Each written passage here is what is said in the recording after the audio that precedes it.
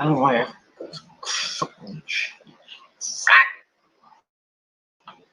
Fracking shit. Alrighty, ladies and gentlemen, what's up? Peter Gilmore here for another Friday stream right here on TGC Reborn, the home of the Gilmore Chronicles. Thank you for watching. Make sure you like the video, hit that subscribe button down below, and subscribe to all my other channels, which are down there, dude. Down below in the description box. Friend me on Facebook, follow me on Twitter and Instagram. And don't forget to share this video all over the internet. And also, don't forget to tap that bell, turn on all my notifications, so you never, ever miss an upload. If you do, you're screwed. And that's all I gotta say about that. So, like the video, share the video, dislike the video. I don't give a flying fuck about that. So, that's it. Thank you all for watching. Thank you all for the support. And, fuck the haters. Ladies and gentlemen, and Nick, as always in the chat, my main supporter. What's up, Nick? How are you doing on this 21? Nice semi-warm day here in the Northeast, thanks to Tropical Storm Elsa, who came in and let it go. Not to mention the thunder boomers we had earlier in the day, yesterday. I'll probably get more tonight. They said it was supposed to rain around 7 o'clock. And it's 10 after 6 now, so pretty soon it'll probably be thundering and lightning and Satan coming down and shit like that. But it is what it is. Also, we got SmackDown coming up in about a little over an hour and a half, and it's going to be an interesting SmackDown tonight, but I'll get to wrestling news in a little bit. So, hope everybody had a good Friday. Another start to the weekend, the very first official weekend of July, getting close to the middle of July now. As we're counting down the days, the sun's going down a little bit earlier now. You know, it's going from 8:30 now down to about 8:25, 8:30. I'll get to that, Nick. I'll get to that. Don't jump ahead, goddammit. Anyway, so yeah, so we're getting to the middle of July, and then the dog days of August are coming, and then the sun will be going down about 7:15, 7:45, somewhere around there, around the 7 o'clock hour. But still, you got a lot of time to go out. And then got a long August to go. Another, the dog days of August, got more heat and humidity and all that other good stuff. And then right around the corner is Labor Day weekend, which is the unofficial end of summer. And then the fall begins at the end of September. And then that's it. The temperatures start going down a little bit, but still warm, not totally warm. But hopefully, this year, this winter, it's a warm winter than last year when you had not one, not two, but 3 blizzards. You got a lot of snow in February and a little bit of March. Didn't have a lot of snow, but those blizzards, that 20-inch blizzard we had earlier this year. So hopefully before after Thanksgiving we don't get hit with snow or extreme cold and all that shit. But it is what it is. The only good thing about the winter is, besides it's my birthday and Lemmy's birthday on the same day, by the way, and Jesus Christ's birthday on Christmas Eve, and we got Christmas. That's the only good thing about the winter. It's my birthday. I could not take that back. The only good thing about the winter and December, got a lot of birthdays in December. A lot of birthdays. Ozzy on December the 3rd, I think it's the 3rd or the 9th, or something like that. It's early December, let's put it that way. Ozzy's birthday's coming up December. We got the mighty Chris Howarth's birthday, December the 15th. And then a couple days after that is the lovely, vivacious mother of metal, Maria Brink, on December the, well, it's December the 17th, but sometimes some people say it's the 18th. It's the 17th. Well, it is what it is. So her birthday's coming up. My uncle's birthday's coming up as well in the same month, around the same time as Ozzy's birthday. And then right after that, we got Christmas Eve, which is my birthday. And we got Jesus Christ birthday. And Lemmy from Motorhead, Ace of Spades, got a wart in my face. His birthday's the same day as mine, December 24th. And then we got Christmas. And then New Year's Eve, where we're going to go out and take 2021, wrap it up real nice. Turn that son big sideways. Let's stick it straight up 2020's ass. Okay, I went rock there. I'm sorry. But yeah, we're gonna stick 2021 up its what? And then yeah, we'll start 2020. That's it. Hopefully, so far this year has been, it's already 7 months in, or just about 7.5 months in to 2021. And so far it's been okay. It's been okay. We still got this pandemic that we're going through. Now we got the variants going through, we got the Delta variant going berserk in certain countries, and here in the good old USA. Now Pfizer and Moderna are maybe asking you to take not a first. Remember when you got the first 2 doses? They might ask you for a 3rd dose. So you get pop right in the shoulder if you got the Pfizer or Moderna. They might ask you to take another dose. So yeah, pretty soon we'll all be zombies, except me and Nick, of course. Everybody else, I don't give a shit. Only my good friends on YouTube and Facebook and Instagram, all my fans, you don't have to turn into zombies. We will be the army, the Iron Army.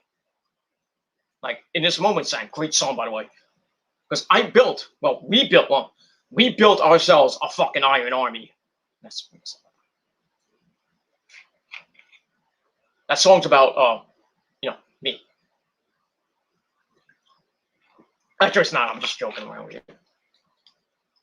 Iron Army is about the soldiers of the wasteland, the fans, the Blood Legion, whatever you call them now.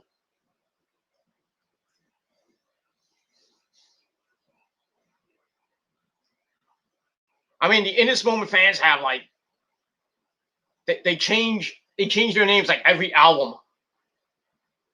I mean, it is what it is. I mean, we first started off when they first came out, it was just In This Moment fans. And then when A Star Crossed Wasteland came out,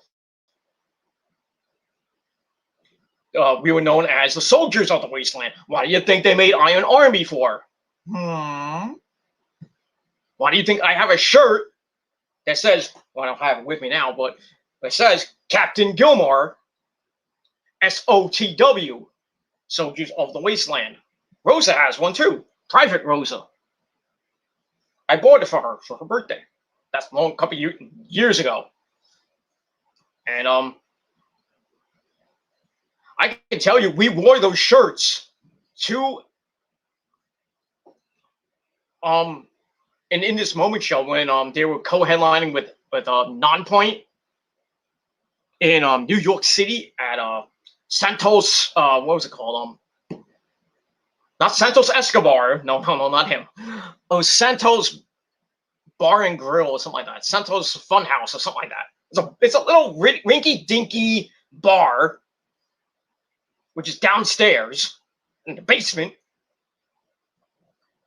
Actually, it's not in the basement. The code check was in the basement. But the main stage was like right there. You go in, You go make a left, you go down the basement for coat check, and then you come up, and it's like you're in a rinky-dinky bar. Stage right in front. You got a bar over here, got a bar over here.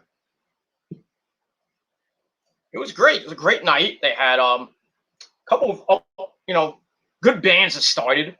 That I don't remember most of the bands. It is what it is. Besides Nonpoint, which I did not see that night because after In This Moment played, I left and I hung out on the bus. I didn't hang out on the bus. I hung out outside. Well, I hung out with a couple of guys from when they changed their name. It used to be called I forgot I don't remember. I don't know what they call now, but I don't remember what they called then. But I hung out with a bass player of the band beef that came, I think, before In This Moment. Then I hung out with Adrian Patrick of Otherwise, because he was singing, during that time. When Star Course Wasteland came out, the Promise video came out, so they brought Adrian out on tour to sing the Promise. And burp. No, they In This Moment did the Promise, and Adrian, who's on the track anyway. They brought him out for most of the tour, and he was singing along with Maria and touching her legs and stuff, which did not sit well with me, but he's still a cool guy.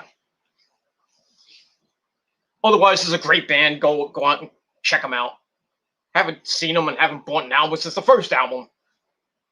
So, not that I'm trying to, be a bad person to Adrian Patrick or any of the Otherwise fans. I just haven't really followed Otherwise much. I'm sorry, but it is what it is. So yeah, hung out with Adrian. He didn't remember who the hell I was. I had to remind him. I was like, "Oh, me and you and your brother hung out at I think it was Mayhem Fest, or I think it was Mayhem." And you and your brother giving out freaking demos and stuff. And he's like, "Oh yeah, that's right." Some people forget. It is what it is. So hung out with him for a little bit. Me and Rose hung out. I bought and then after that, I went to the merch table, and I bought the In This Moment Promise hoodie, which I still have. I just don't know where it is. I only use that for the winter and anyway. So I bought that. $60, but it's to go along with my Beautiful Tragedy hoodie, which I have somewhere. The zipper's broke. Fucking sucks. And I haven't bought a In This Moment hoodie since a couple months ago when I bought the half God, half devil hoodie, which I have in my bedroom, and I showed it on Instagram. So that's that. Other than that, I wanted to buy the 05 hoodie because they've been a band since 2005. I wanted to buy that. Ridiculous price. $125 plus shipping and handling. So that's like $150 just for a hoodie. Somebody buy me that for my birthday.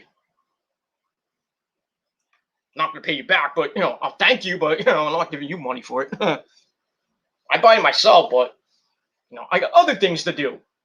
Like pay my car, pay my mortgage. I got to pay, my bills. I just paid off most of just about all my bills for this month, and bills come up at the end of the month. It doesn't end. Don't you wish everything was free? If everything was free, we'd be living. It'll probably be a great thing if everything was free. Well, as that song says, nothing in life is free. Not even sex. That's all I got to say about that. Unless you're married, then you get free sex. Or drunk sex. And as we all know, and Nick knows, drunk sex is the best sex. Oh, absolutely. That's all I got to say about that. And that's it. Yeah, I'm going to need you wrestling cat. So you better come over here in a minute. Sorry about that. All right, so so like I said, this year, still got this fucking pandemic going around. Now we got the variants of the fucking virus going around. I mean, but mostly just about. Well, here in the Northeast, yes, the wrestling cat. You know how WJ had a wrestling cat. He has another cat now, I believe, and a dog. But my cat is hardcore. It's cute, but it's hardcore. But I'll get to that in a minute. So anyway, yeah, so all these variants going around, and basically, if you got the 1-dose vaccine, the Johnson & Johnson vaccine, which me and the missus and my parents got. I don't know about my sister, but I don't know which one. I think she got the Moderna one. I don't remember which she got, but anyway, if you got the 1-dose vaccine, you're immune. You're basically immune from the Delta variant, because the Johnson & Johnson vaccine supposedly lasts 8 months. So if you got it, you're basically immune for about 8 months. So I'm immune till my birthday, I would think. Thank you for the free view, by the way. And that's pretty much it. So, me and Rosa got that vaccine, and we're pretty much, immune from the variant. But we still get sick here and there, random colds and stuff like that. I mean, my stomach's a mess. I had to clean up. I'm sorry, this is TMI. So Nick, earmuffs, please. Thursday night, I took a mean old shit, and I couldn't stop shitting. Let's put it that way. And I threw up like at 2 o'clock in the morning. So I had to cleanse my colon, if you will. So, but I'm good now. I'm fine now. Still eating and drinking crap, but I can't stop. I love fucking. Where was it? Pepsi. I can't stop. I love fucking soda. I love Pepsi. I'm not supposed to be drinking it. I should be drinking like juice or water, but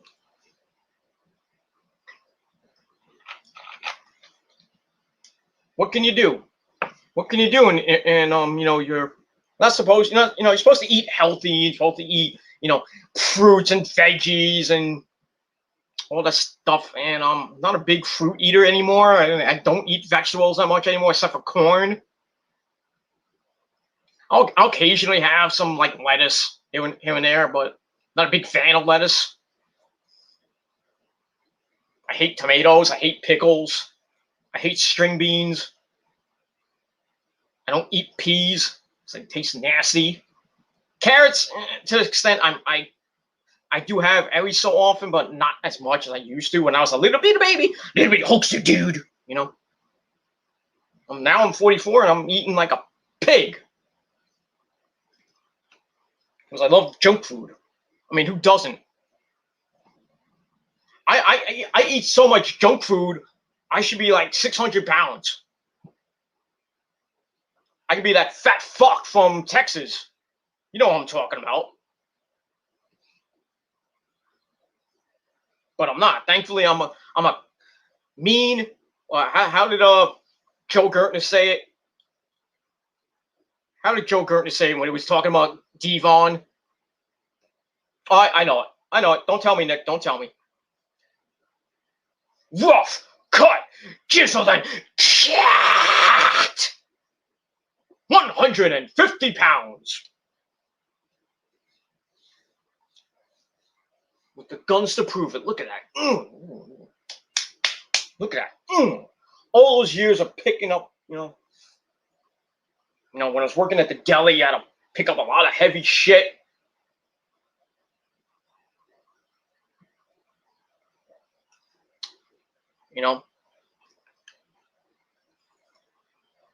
And then after that, I got a job, basically, basically was a scanner, and I had to bring, scanner and a file clerk guy, and I had to do that. I had to bring down heavy copy paper, put it in the supply room. Fucking heavy. Not you think it's it's easy. It's light. No.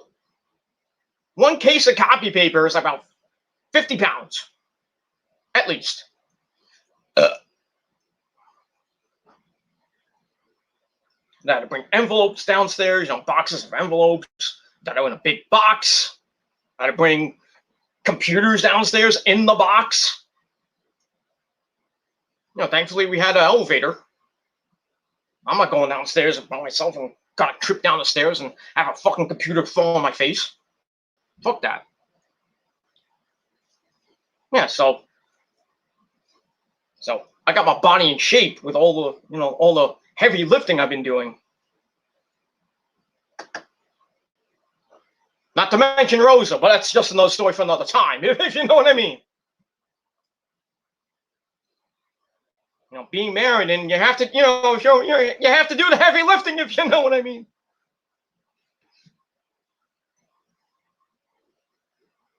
Oh, if you're asking, no, I did not bring her over the threshold when I got married.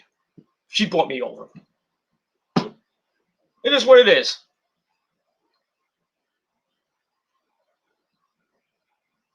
I mean, I can pick her up, but my back is shot from picking up the heavy lifting, if you know what I mean.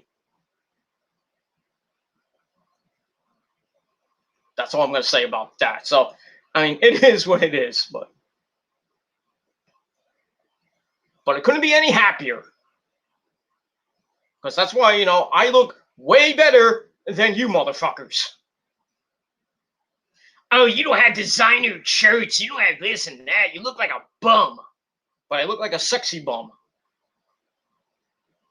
And I do have designer suits and designer clothes. I only wear them when I work. When if I'm working at like a law firm, right now I'm working for music, and at home I have to wear, I can wear anything I want. I can be naked for all I care. I just can't be naked because, the boss is watching, so I can't do that.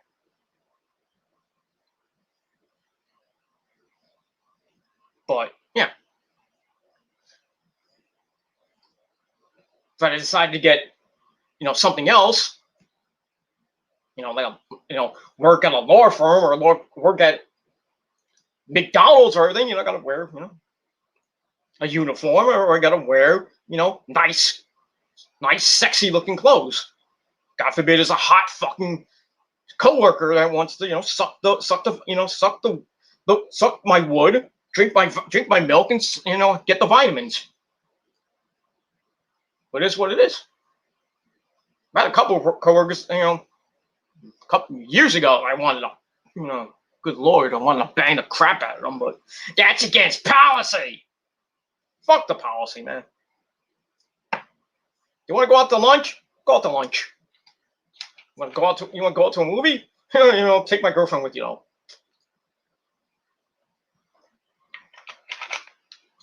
But back in my first job, I had this hot chick. She was fine. I'm talking like fine. I mean, you talk about Italian women. This girl was grade A, hot as fuck Italian. Nice set of boobies.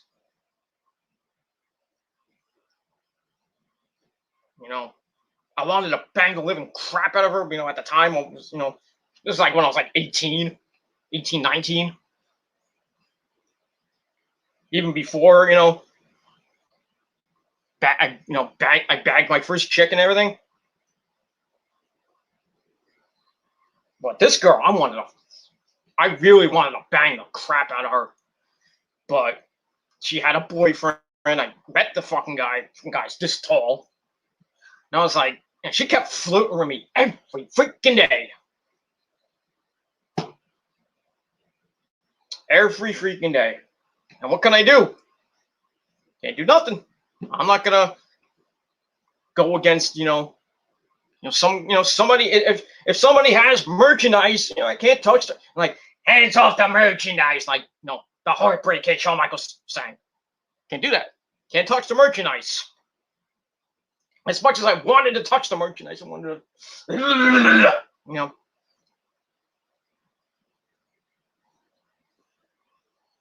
She flirted with me so many times, and almost got caught one day. But she wanted to give me a lap dance in the basement. I was like, "Oh, go ahead, let's go, come on, let's go." And then she comes down, and then another cord comes up. I'm like, fuck. Then she asked me out for a movie. I was like, let's go. Let's go. But I told her, says, just behave yourself. Never went out. Now, I never heard from her since. Not the same age as me, I think. But I think she's married to that guy now. Who's a real douche, by the way.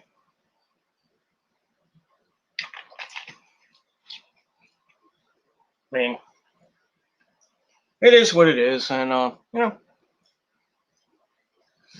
it is what it is. But like I said, but I don't discriminate. I've had my share of beautiful women back in my day. Most of you who follow me, if you follow me on MySpace, Kenny, are you kidding me? MySpace and Facebook, or in the early days when Facebook didn't suck ass. My history with my first girlfriend, Ashley Marie, who was Irish and German, a little bit younger than me. Nope. That was the first one to get the vitamins. And then, after that, after we sadly broke up because, things happened, we just had problems upstate and everything and blah, blah, blah. Most of them came back to New York. But that's when I was living in New Jersey now, so don't get twisted or anything like that. Because I know you live in New York. I live in Jersey. Many times. But blah, blah, blah, blah, blah. Long story. Rosa, my current chick is, who she is. She's Italian and Mexican. Phantom. Second chick I banged, and then,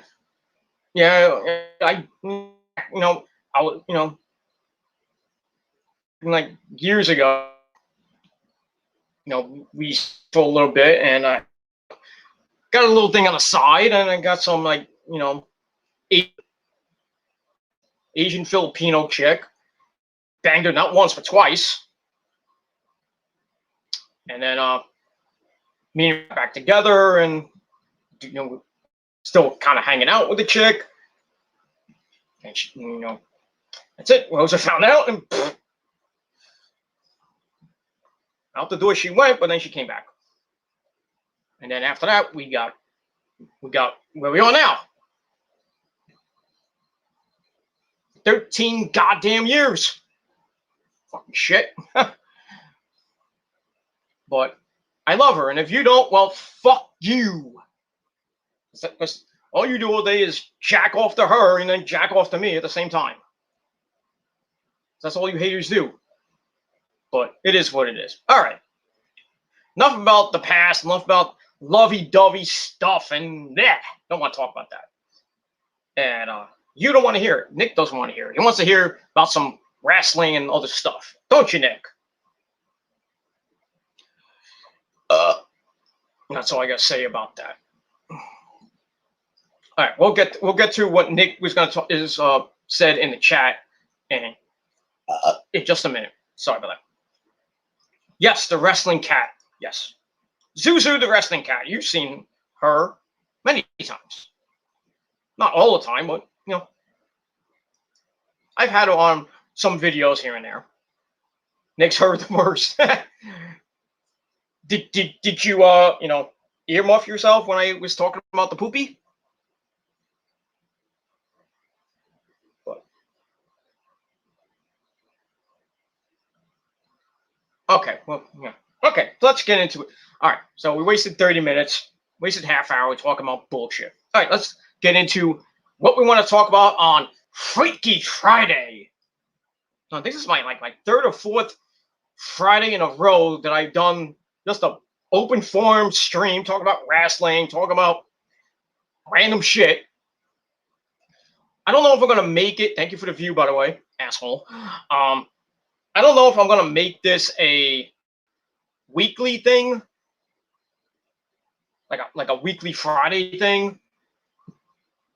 I mean, I got all the time in the world now on StreamYard.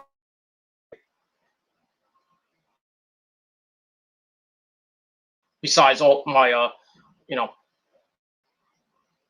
my next video after this one is going to be my Money in the Bank predictions on TVC 199. Well, we're getting close to 200, ladies and gentlemen. Very close. A month from now will be a big show. And I might actually have some guy might get Chase to come on, maybe fan of YouTube, maybe Double Z, maybe Jason. I'll try to. I only have maybe I think as many as 9 people, I think, or maybe 6 people because I get the free stuff. So I don't know how many people I can have on. And I know trolls will try to come on. I'll just block them and kick them out. So, or just have Nick's one of my mods. Have to mod like Chase and everybody else. So when you do see a troll, just kick them out. That's all I gotta say about that. If they have a problem with it, I don't give a shit. But we'll see. That's that. All right, let's get into it, ladies and gentlemen. All right, so it's been a busy week in wrestling and in on YouTube as well. Over the last week, a little over a week now,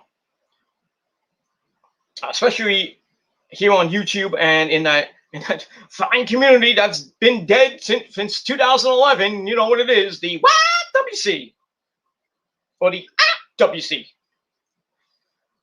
Now, last week was it last week? I think it was last week.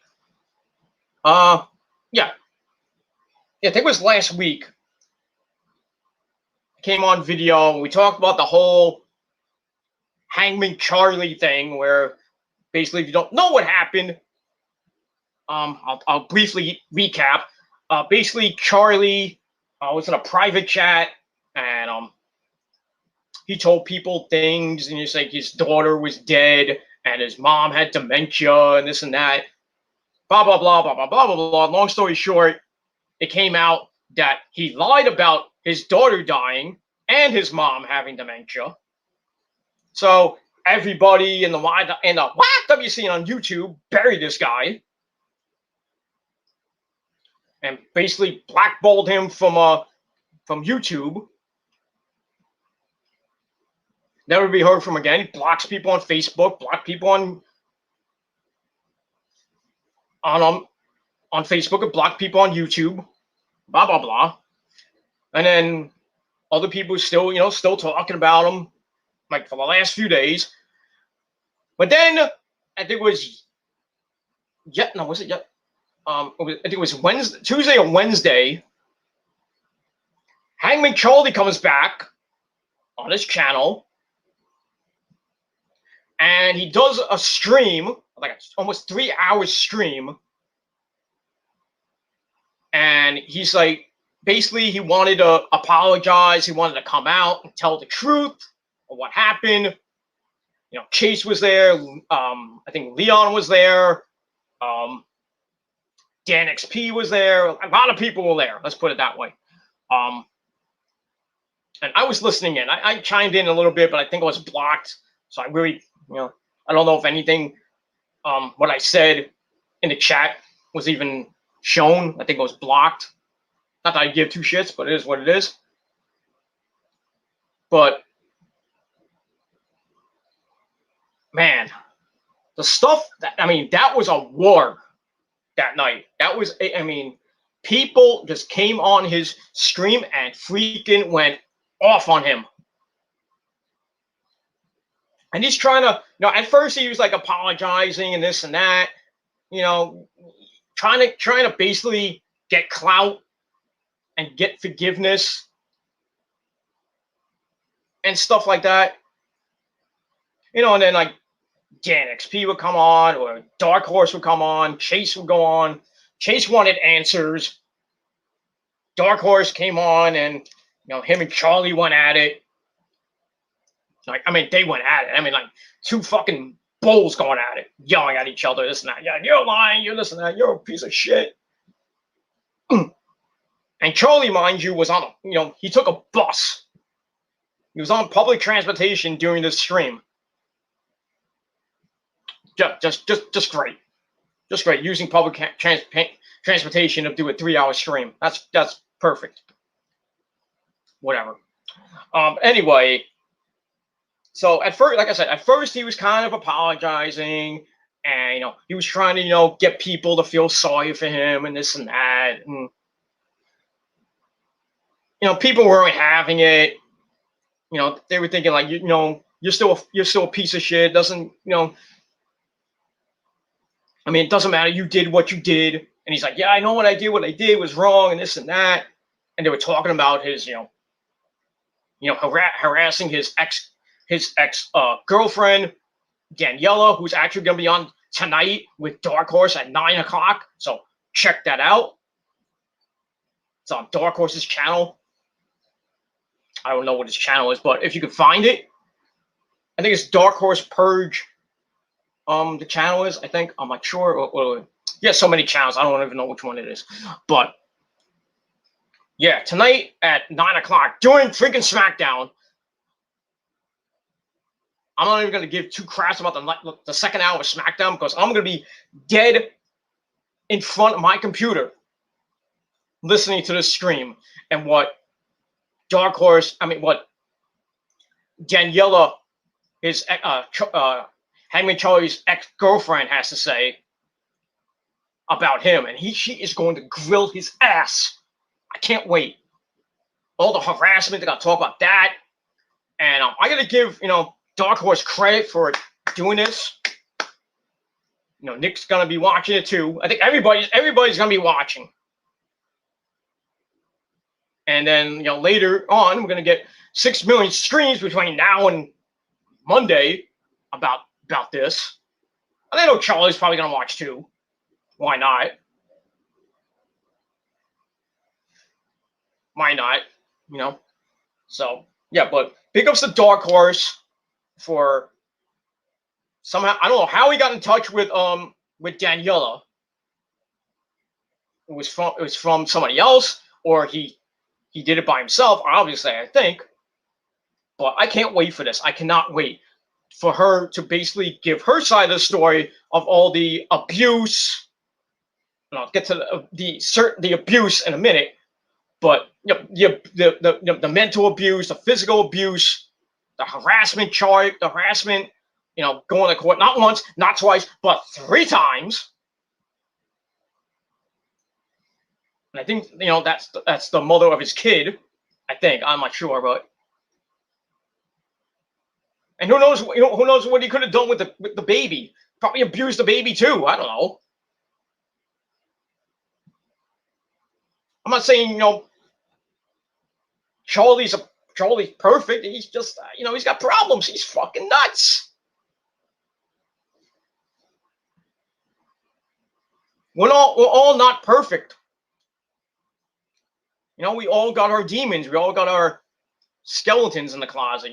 We got the skeletons in the closet.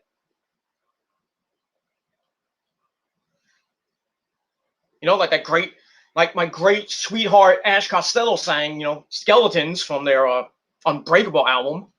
Go buy it now. Go tell Ash I said hello. That hot piece of sweet ass. But she's married, so I can't touch the merchandise. But I did hug her, and she kissed me. Not on the lips, but on the cheek. You remember that one. Back in November, the night, I think it was like 2 nights after Thanksgiving in 2019. I went to see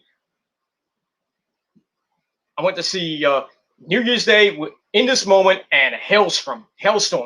Lizzie Hale, if you don't know who she is. And after the concert, I met Lizzie Hale, who's a fucking, woo. She is one nice lady. I will just say that. But then I met Ash Costello at the meet and greet, the VIP meet and greet after the show. Should have been not before the show, but it is what it is. But after the show, I met Ash Costello. I was the second one online, of course, because I'm Mr. VIP. But it is what it is. So I met her, and she signed my thing, which I have somewhere. And she put her arm around me, and then gave me a kiss on the cheek, and then she's like this, and then we're taking a picture. She's like, "Don't we make a good couple?" And I was starstruck. I'm like, what am I gonna say? No. So yeah, I mean, I put the picture up on my Twitter the same night. I put it up on her Twitter page, and I tweeted her with the picture, and I said, "Ash, yes, we do make a good couple." So, and then she liked it and retweeted it and everything. That was that. And then last year I met her at a acoustic show in New York City. I met her again. She remembered me. She gave me another hug, and I bought a shirt. And met the guys as well, the guys in the band. And that was it. So I didn't tell her that I told her it's like I saw you guys in November. I met you down back. After the show, and we hung out. Blah blah. She's like, "Oh yeah, I remember. You were the second guy online." Yeah, blah blah blah blah blah blah. But it is what it is. Like I said, I'm Mr. VIP, and you're not. I'm not. You say I don't have a life. I look like a bum. I don't look this and that. But yet, if I look like a bum, supposedly, if I look like a bum, how come I get to meet hot chicks like Ash Costello, like the mother of mayhem, Maria Brink, like Lizzie Hale, like Lita Ford, who's from Brooklyn, by the way.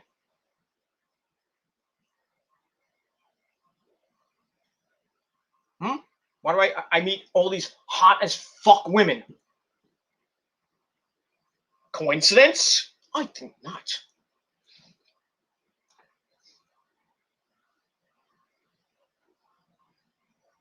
Why do you think Maria Brink loves me? Not like that. I mean, I wish, but every time I see, all the times I've seen Maria from when they started, just about up to now, she's giving me a big old hug and a smoochie.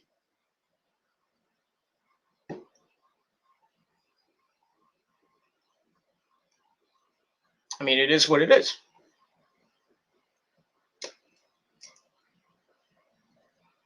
I mean, hopefully in the future, before she dies, I'd like to meet Stevie Nicks, my guardian angel and everything, but she's like 70 years old, and I don't know when she's going to come to New York and do a show. But I would love to meet Stevie Nicks. I wish I had the picture, but I don't have it no more. I don't know where. It's somewhere in this monstrosity of my house. Of the picture I have of Stevie that I bought on her website, and she writes. She didn't write it to me, but she wrote like a big freaking thing. But still, I love Stevie Nicks. Stevie Nicks. Oh, my guardian angel. That's all I gotta say about that. I love to meet Joan Jett, because she's from Brooklyn too. Oh, you didn't know that? Oh.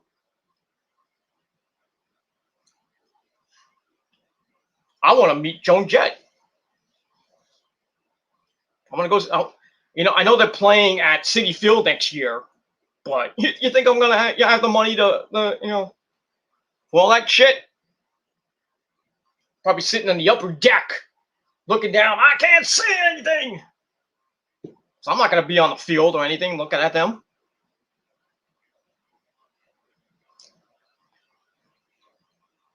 But yeah, going to see Joan Jett, Def Leppard, Poison, and Motley Crue.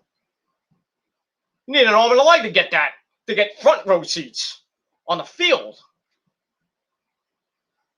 I'll be lucky to even get a seat. But I'm gonna get two seats. With me and the missus,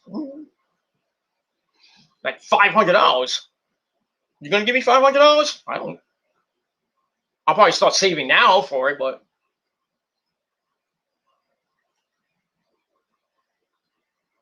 it is what it is, and that's that. I actually might be going to see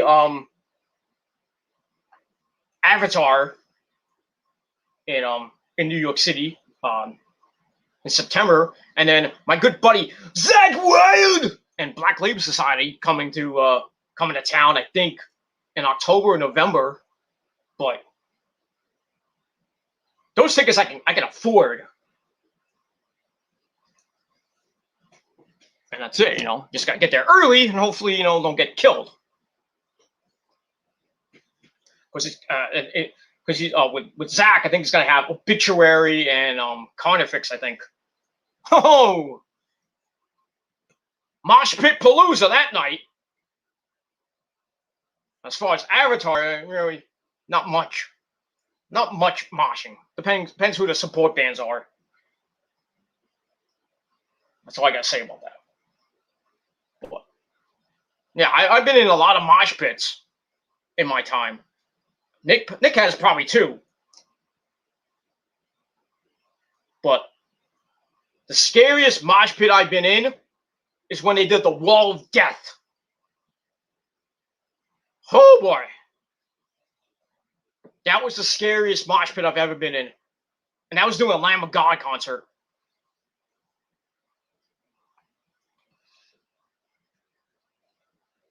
First time, not when they were at the PNC or anything, when they were doing like regular shows. They go like the Gramercy Theater or Irving Plaza or even the PlayStation Theater in New York City.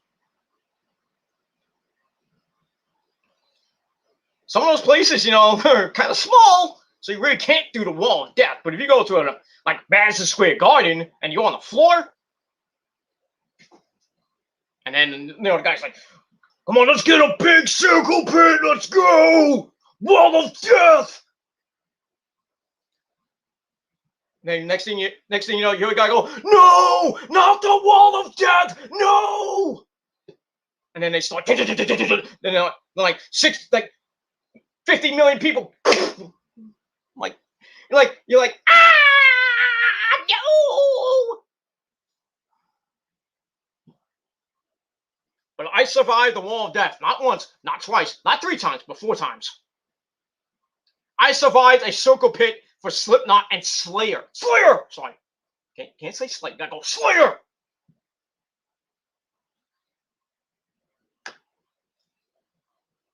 Slipknot and Slayer circle pits and mosh pits are fucking insane.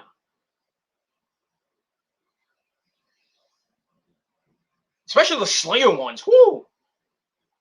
You could be at the front of the stage, and next thing you know, you hear Slayer. These people just come out from like the 30th row, and they just go. Bleh. And you can't go anywhere. You're stuck on the fucking guardrail. You're stuck. What's a good thing? And then you get kicked in the head, some big fat dude comes like he's getting crowd surfing, next thing boink! That's happened when I was at a Black Label Society concert.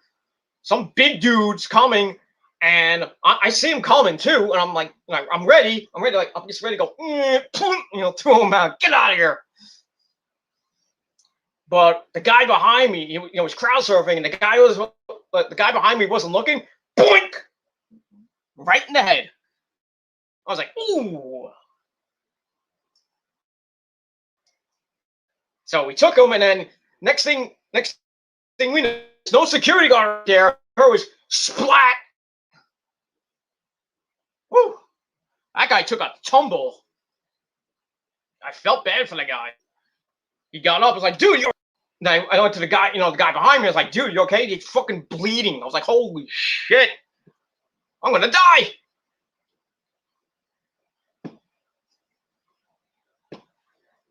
So, I mean, when you go to a concert, especially like a heavy metal concert, please, I mean, really, if it's your first time, I mean, if it's your first time, you better have life insurance. And you got to know where the fuck you are. I mean, if you're in the back, you might be okay because, it depends where you are. If, like, on the sides or anything. But if you're in, like, the middle, you might have to watch out because these crazy fans, like, doing the crazy mosh pit, throwing their arms all over the fucking place. Next thing you know, you're not looking, boing! Right in the face. That happened to me at that In This Moment show. I was on this side of the stage, and Rosa was like next to me. And then the first band came on. It was Dr. Frankenstein. Yeah, nice name. Dr. Frankenstein came on, and they're starting to play, cookie stuff. And I'm watching from this side of the stage, which I shouldn't have been on. So I've only been on that stage, that side of the stage once. It was a prior In This Moment concert, but. They, and I met them coming in because they're like, excuse me. And I looked, I'm like, holy shit, Marie and Chris came right behind me. I was like, hey, what's going on, dude? Give me a hug and, shake hands and stuff. They hugged, Maria hugged Rosa and everything. All cool. They went to the back, getting ready for their set and everything. Then I stood right on this side of the stage. And I was like, shit, I should have stayed on this side so I could see Chris. Because Chris is usually on that side, this side, on the left of the stage. But then he came over to this side, the right side of the stage, and he saw me. He was like, he pointed me out and everything. And I took the picture. I still have it. I have it somewhere. I think it's on one of my Facebook pages. If I still have it, I don't know if I do or not. I gotta look back on it. If I don't have it, it sucks. So I might have put it on. No, it was on MySpace, Kenny. MySpace. I might still have it somewhere on my many Facebook pages with that. Yeah, but like I said, I mean, enter at your own risk if you're at a concert, especially a heavy metal concert. Enter at your own risk. That's what they say when you go into the mosh pit. Enter at your own risk. Because you got these psychos that they're just so flailing around their arms, and then they'll throw you in. You're like, no, get me out of here. And next thing you know, you're on the floor praying that you don't get trampled and stomped on. But at least there are good people in the mosh pit. There are very good people in the mosh pit. They'll just pick you up, pat you on the back, say, get back in there, dude. That happened to me once. I didn't get knocked down. I was at a Kitty concert at BB King's one time. Back in, when BB King's in New York City, which is still there. It was a Straight Line Stitch, Soil, and Kitty. Kitty was, the main band. And during Soil, they were going hardcore and everything. There was like a mini mosh pit, and this like big dude with glasses on, just like, I'm like right next to him. I'm like, oh great, he's gonna fucking shove me. I just know it. It's like, get out of here, Gilmore! And like, I went like 5 feet in the air. I didn't fall down. I just like, whoop, boom. Stood my ground basically because I can because I'm strong as a fox. But it is what it is. And then went back to my place in front of the rail. And then the lead singer of Soil was coming around, shaking hands, and I'm like, dude, you missed me. And then it's like, shit, he missed me. Then all of a sudden he comes back, yeah, dude. And then I met him after the show. I was like, dude, you missed me. He's like, oh, I didn't mean to, man. You know, like, thank you for shaking my hand and everything, blah blah blah. And then I met Alexis from Straight Line Stitch, which is not a band anymore, which sucks. I don't even know what she's doing. Alexis Brown. I don't even know what she's doing. I don't know if she's still doing music or I still have her on Facebook. We just don't talk. But I don't. And like I said, Straight Line Stitch is not a band anymore. Sucks. And then after that, I met all the members of Kitty.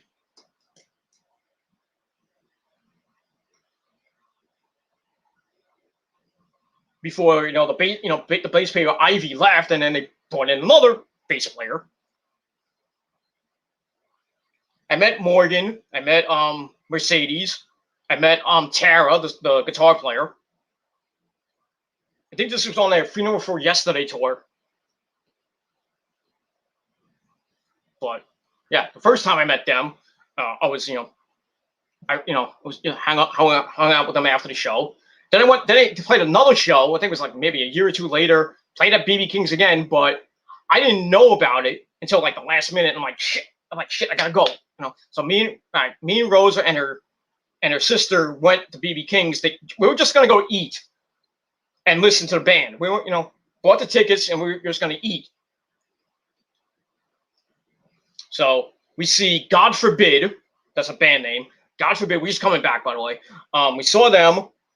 And then while they were playing, I see Morgan from backstage, and she's going making these faces, and she's like staring right at me, and I'm still like doing fake, like faces at her. And then they played, but I was gonna go to the stage, but I decided to sit down. I was like, maybe I'll stay here. And then they played. What's going on? Oh, okay. That's something else.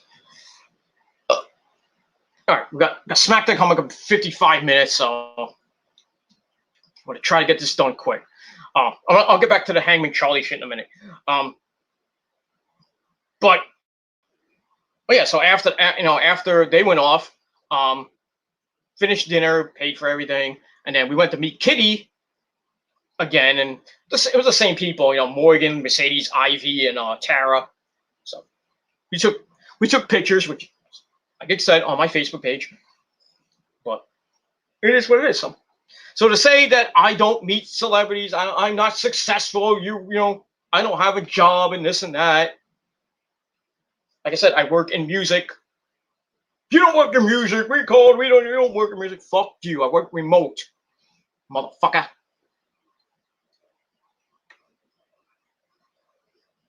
Why do you think I have the new Trivium song? Oh, that's right, because they're on Roadrunner Records. And who works for them? This guy. Then I had to go to war on Instagram with a bunch of fake-ass metal fans. Oh, you don't have it. Where'd you get it from? I said, where do you think I got it from? I got it from a record company. Dumbass.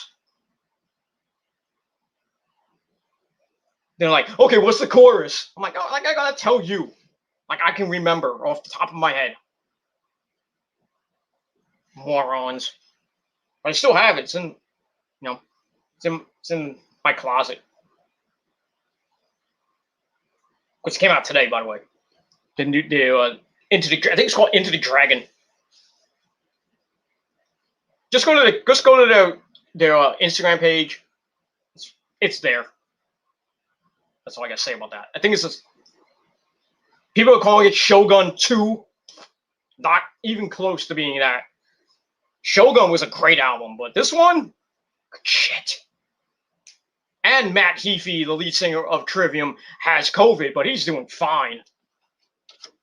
He got vaccinated and he got COVID. Well, it happens. Hope he has a speedy recovery.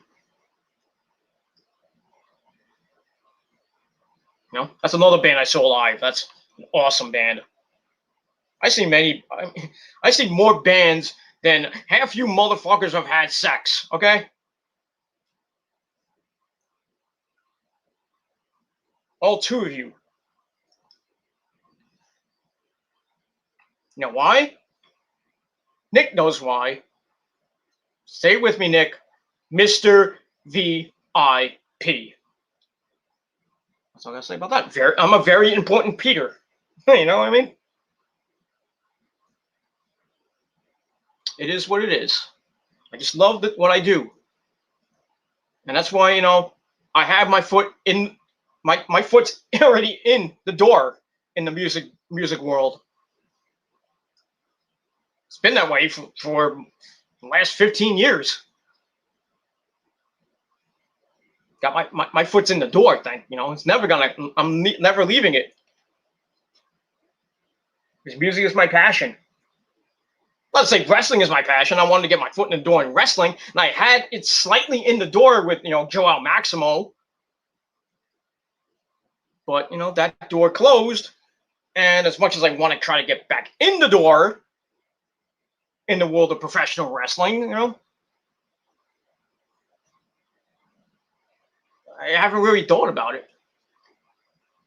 I mean, I have connections, you know, with Joel Maximo. I got Prince Nana of the Embassy. I don't know if he still has connections in the wrestling world, but because he's doing some other stuff. But, you know, maybe he can put in a good word to Kerry Silk, and maybe I can work for Ring of Honor. But then I have to move to Baltimore, which I don't mind, but because I have friends and family in that area. So all I got to do is, you know, if I do move down to Baltimore, I just have to find a place to live, an apartment, or, you know, maybe I can crash at, you know, Rose has got family down there, so I can maybe crash with them. We'll see. But then, you know, they go on the road, and if they ask me to go on the road with them and set up the ring, I'll go. I'll go to New York City and set up the ring at, you know, at that dinky night, you know, rinky dink fucking Terminal 5, or was that you know, at the Hammerstein Ballroom. I could do that. I could be ring crew, you know, cleaning up the freaking the ring, you know, whatever. I'll be that guy, you know, that ECW guy, you know, when he was cleaning up the table scraps and stuff like that. I go, whoa, whoa, sweep it up, asshole, sweep it up. You know, I'll be that guy. I'm not an asshole. And they'll still chant, you're an asshole, but I'm an honest asshole. Yeah, I can do something like that. I can, you know, take the you know, the vest, you know, the what do you call it, the wardrobe, put it in a bag, bring it to the back, stuff like that. Like trademark 679 629 used to do way back in the day. Remember, most of you might not remember him, but, you know, trademark 629 and Call of Honor, you know, the EFED back in the early days of the WC with Monoxide and company.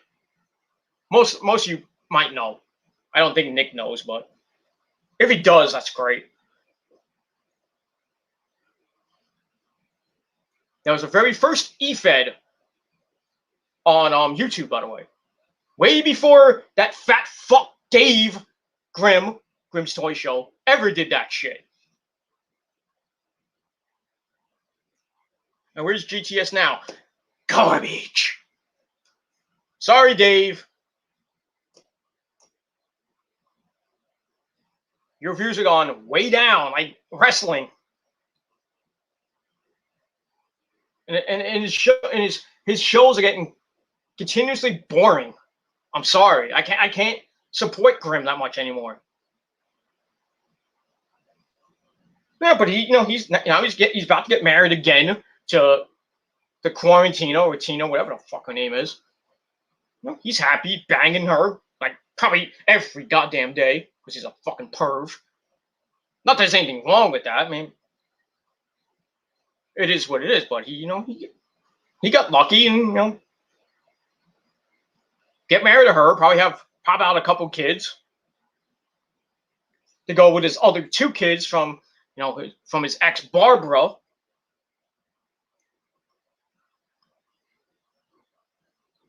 Barbara, really needs to call me. I'm just saying. Sorry about that. But it is what it is. I'll just put that down. I'll put that down. All right. So yeah, I mean, so Dave Grimm, fuck you, man. And fuck GTS. That's all I gotta say about that. But it is what it is. Grimm, has more subs than me. I really don't care. He's just I said something on Twitter, and he replied back to me. I said something like, he's like, people really think you are a moron, don't you, Dave? He's like, that's every day, or something like that. But yeah, but I'm subscribed to him because just because not that I'm trolling him or anything. I used to like him back in the day. Now it's hard to watch some of the matches that he puts on. And the vlogs that he does with Tina, and sometimes he'll do vlogs with with Doo-Hop and his brother Doo-Hop, or Matt. That's his name. That's his real name. Not Doo-Hop. It's Matt. But and then he does does videos with his kids, Molly and Amy. But he thinks he's a funny guy. I really don't think he's that funny. But he's got a lot of subs, a lot of supporters. Gets money from YouTube. I don't know how he pays all the wrestlers he has on his show. Probably give him like $20, every time they're on the show. I don't know. Don't care. That's all I gotta say about that. But all right, in any event, let's move on from all that shit. I think I talked enough about random shit. All right, so like I said, coming up in about an hour and a half, Dark Horse is gonna have an exclusive interview with Hangman Charlie's ex-girlfriend Daniela, and she's gonna basically tell her side of the story with the physical abuse and all the shit about Charlie. So don't miss it. This is going to be a banger.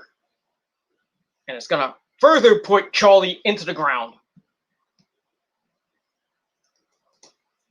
So get ready for that.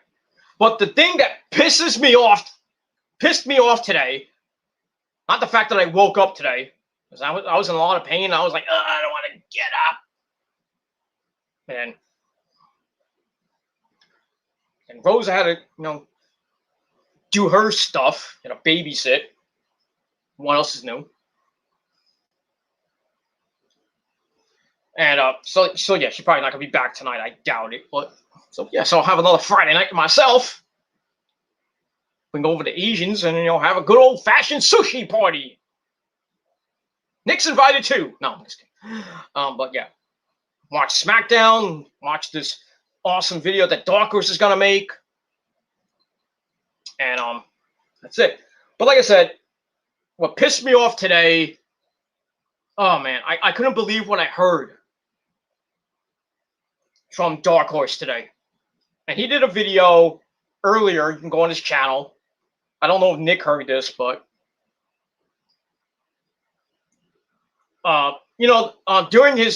during Charlie's stream, I don't know if it was Dark Horse or Will, and Will went after him too. But then, with Will, wah. Hypocrite that he is, but it is what it is. Still kind of mention, man. I keep saying, keep my name out of your mouth, please.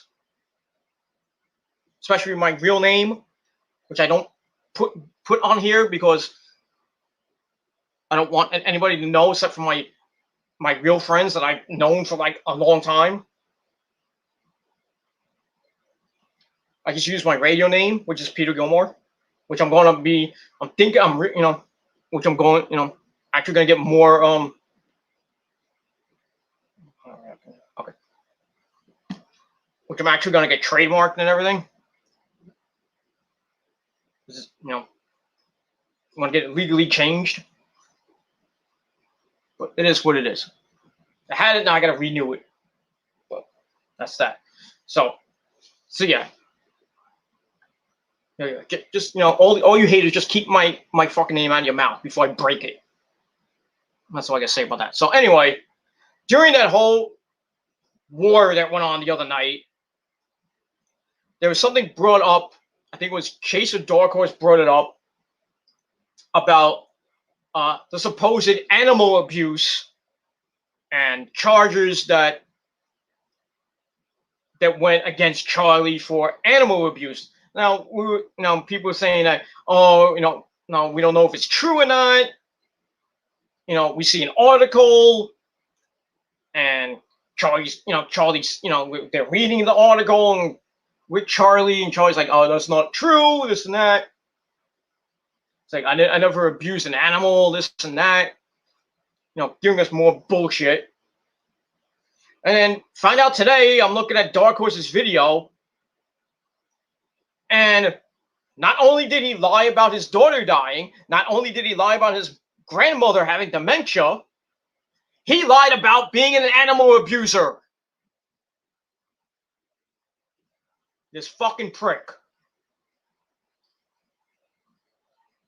So, Dark Horse, give it up to Dark Horse, man. Dark Horse gets the shit, man. It's great. So he got the dirt on Charlie abusing animals. Not only did he kill them, he neglected them and starved them to death. And then, I think it was a little baby dog. I don't know if it was a baby dog or a regular dog. Died because of malnutrition, starving to death, and just being neglected. I mean, you see those freaking commercials all the time. In the arms of an angel. That commercial, even though they changed it. So thankfully, when you see those types of commercials, you don't hear Sarah McLachlan's angelic voice that makes me cry all the time. I watch it. Thankfully, they changed it up. Not to say anything bad about Sarah McLachlan or anything. Great singer, but every time I see that commercial, it makes me fucking makes me cry. Yeah, I'm an emotional guy, so sue me, all right? Anyway, so learning about how this fucking ugly looking piece of shit, Chayton Long, Charlie Long, what the fuck his name is. And I heard he was an animal abuser, and what he did to these poor innocent animals. Oh man, set me off. I was pissed. Everybody else is pissed. So imagine when when Charlie does another stream, oh, he's going to get blasted.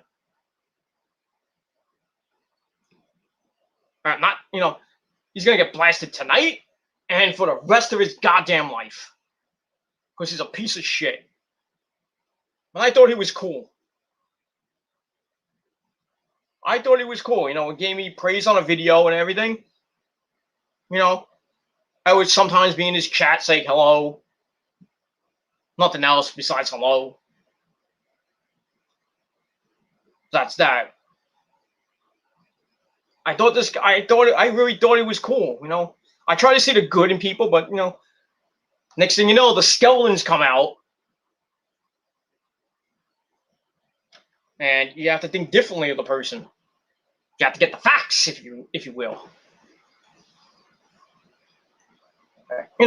I'll admit I got a lot of skeletons. I got a lot of skeletons. I got more skeletons than a skeletons video. But it is what it is. I mentioned many times that I'm not perfect. I'm not a perfect angel. I've had my past on YouTube, off YouTube. I made a lot of mistakes in my life that I regret. on and off YouTube. And I'm trying to learn. I'm trying to get past all that. I don't want to think about the past too much. I want to think about my future. So I want to start, the next journey in my life. I want to start that path. Because right now to be honest with you, I'm on, I'm trying to be on the righteous path of Jesus, but I'm kind of like right at that fork in the road. Like, do I take the left path? Do I take that path? Do I keep going on the path that I'm going right now?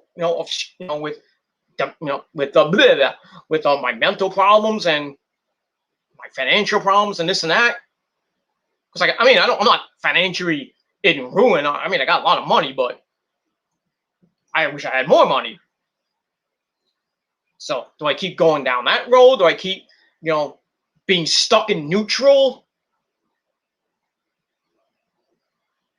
All the problems I have online and offline? Or do I go this direction and see where that takes me? Does it take me to more success, more money, more friends, more whatever? Do I stay in neutral or do I hit pursuit? Or, Knight Rider goes super pursuit. What, I'm at a crossroads. I don't know where I'm going to go right now. July the 9th, 2021. I'm 44 years old. I don't know where my life is going.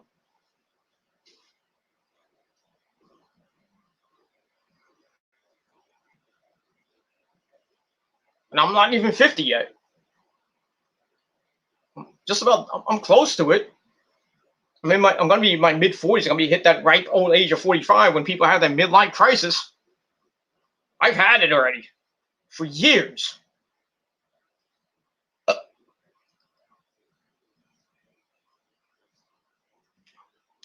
So like I said, I don't know which way I'm going to go. It's like every day, like one day I might think yeah, I'm going to take the road. I'm going to get in my car and just drive, like boom, go pursuit and go follow that journey wherever it may be, wherever the good Lord takes me. Or do I stay in neutral and just continue doing, basically doing what I'm doing?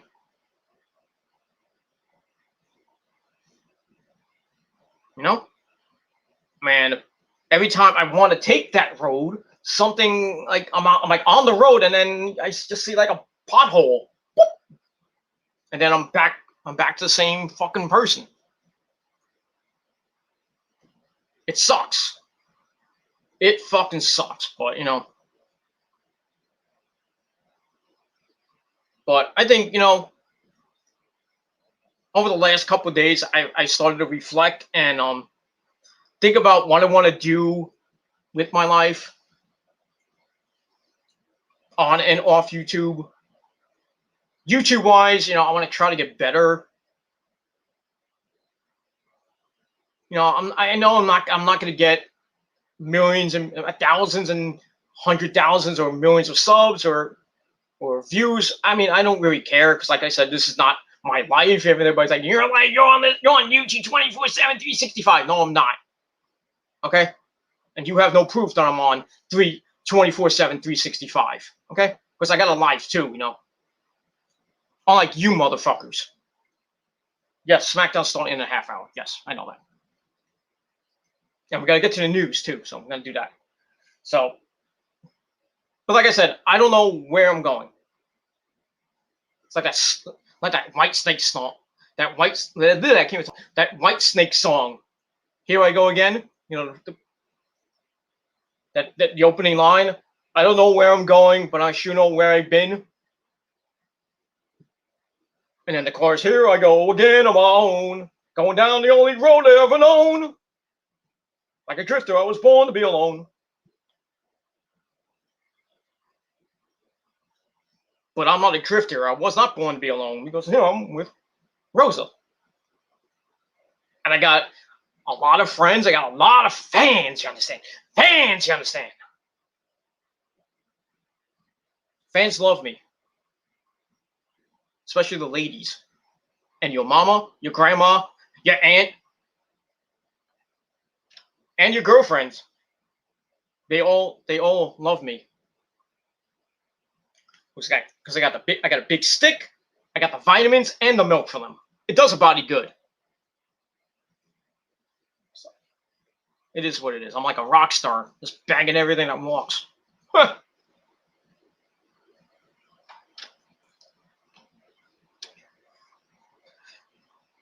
It is what it is. I'm not saying I am a rock star. I mean, I work in music with a lot of rock stars.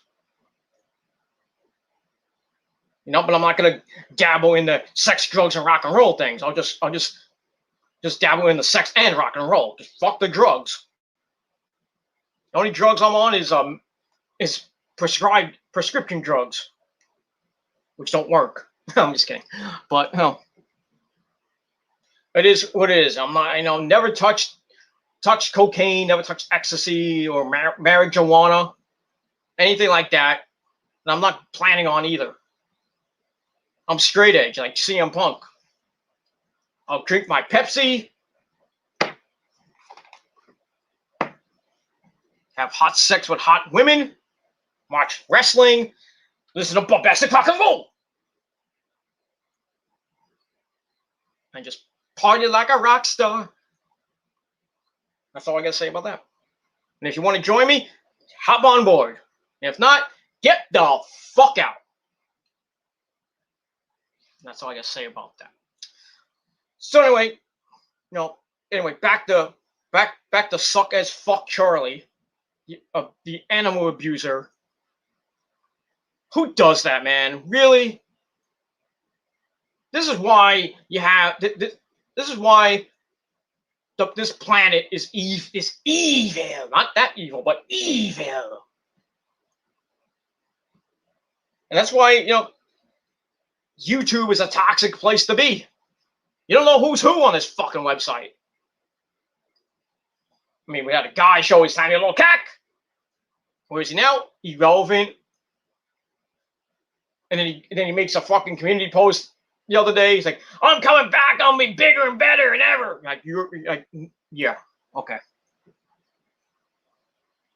You'll come back, do like a 5-minute video, and then bye.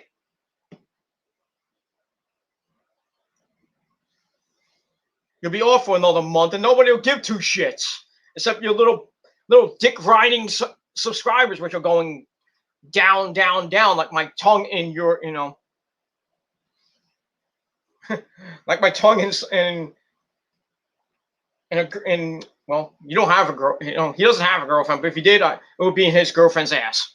But it is what it is. Like I said, I don't know if he's with that bitch, but it is what it is. But yeah, nobody's gonna care when he comes back again. For like the 4th or 5th time this year, nobody cares. I'm back. I'm gonna rise above the hate. You're not gonna do shit. You're boring, dude. Fuck you.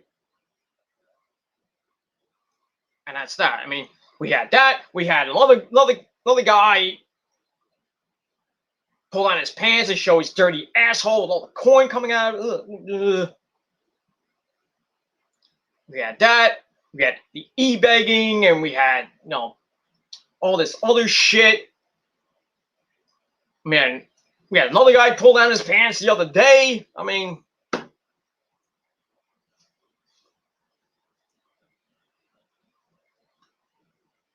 that's why the YWC is a toxic wasteland full of hypocrites, douchebags, and weirdos, and now animal abusers, and women abusers too. But I mean, I don't condone animal abuse. I do not. I don't condone that shit. If I see somebody hit an animal, I'm gonna go up to them and fucking break their face. I swear to God. I don't condone that shit. I love animals. I've had animals my entire life. parakeets, turtles, dogs, cats, whatever it is. I love animals. I love animals. I am an animal, but you know, I can't stand people that abuse their animals and hit their animals, you know, neglect their animals, don't feed them, starving shit, starve them and shit. That pisses me off, man.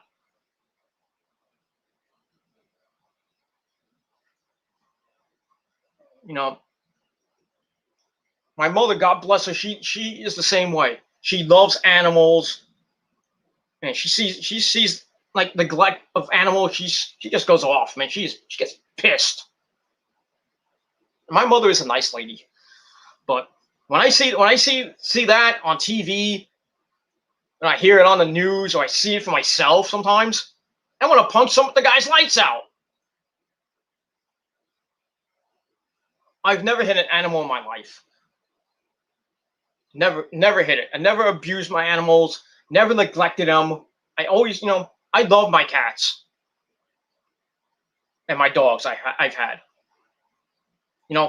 Living here now in Jersey. When me and Rosa moved in, we were just me and Rosa. That's it. And then Rosa brought in a cat, a white cat, Cookie. We all remember Cookie. I showed him sometimes. And then after that, we wanted to, have a little, another cat. And my cousin gave me another cat, Zuzu. Where is that dummy? Oh, there he is. So I had Zuzu, and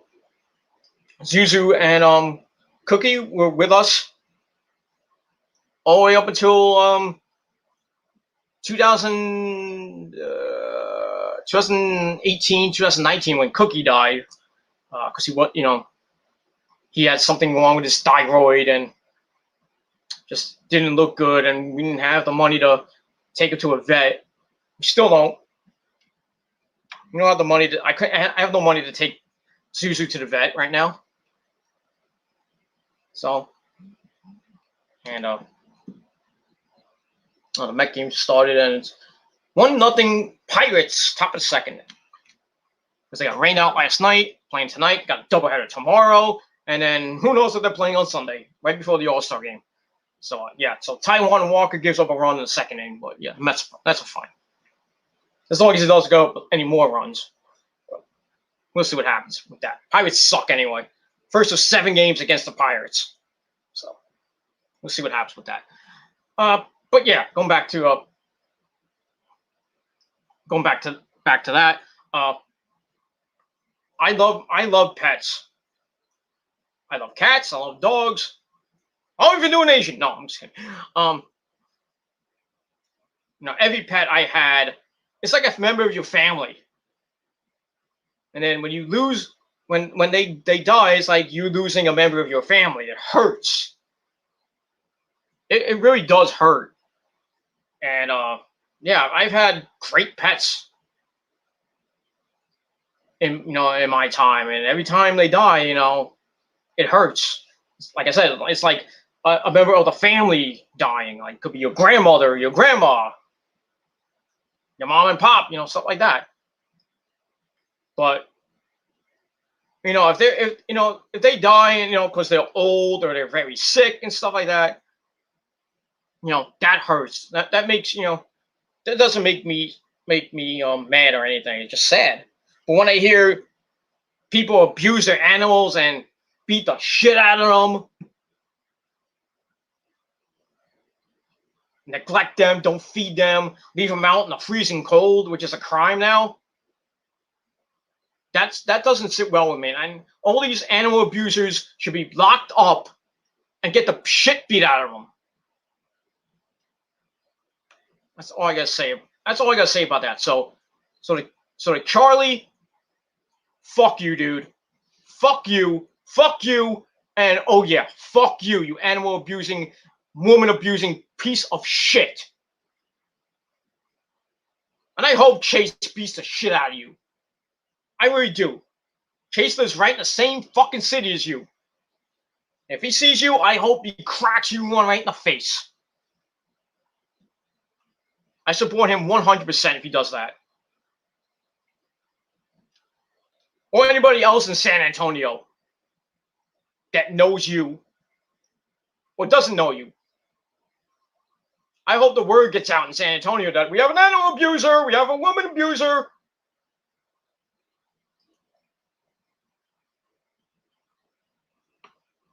I hope they find you, Charlie, and beat the shit out of you.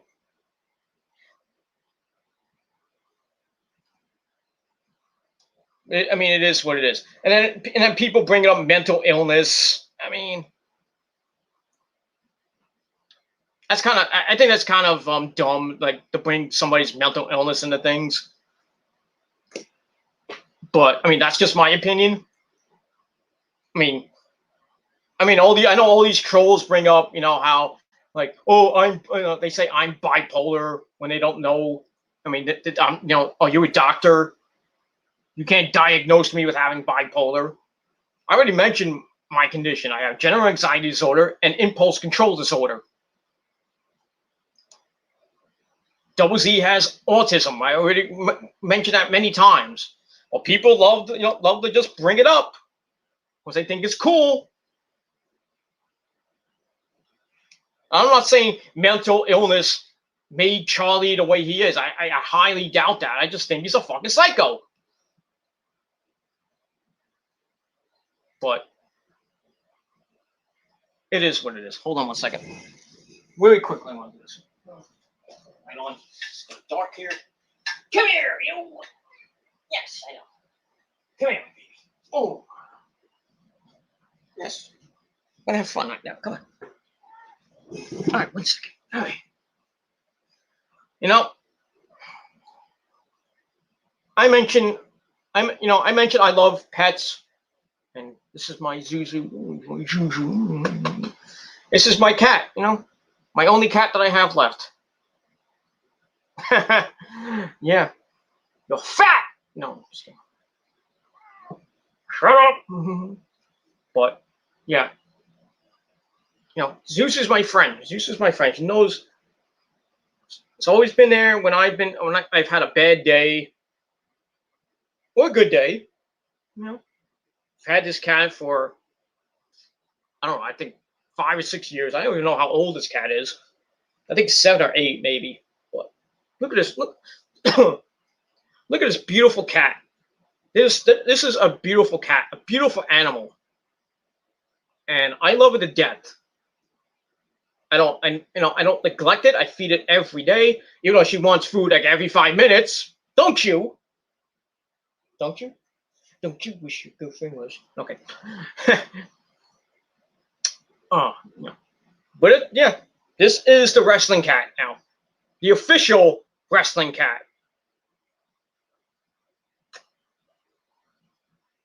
No disrespect to WJ and his last, the wrestling cat that he has, but still, that cat, got scared and didn't want to face my cat in a steel cage. But, it is what it is. Because you could have kicked his ass, right? Right?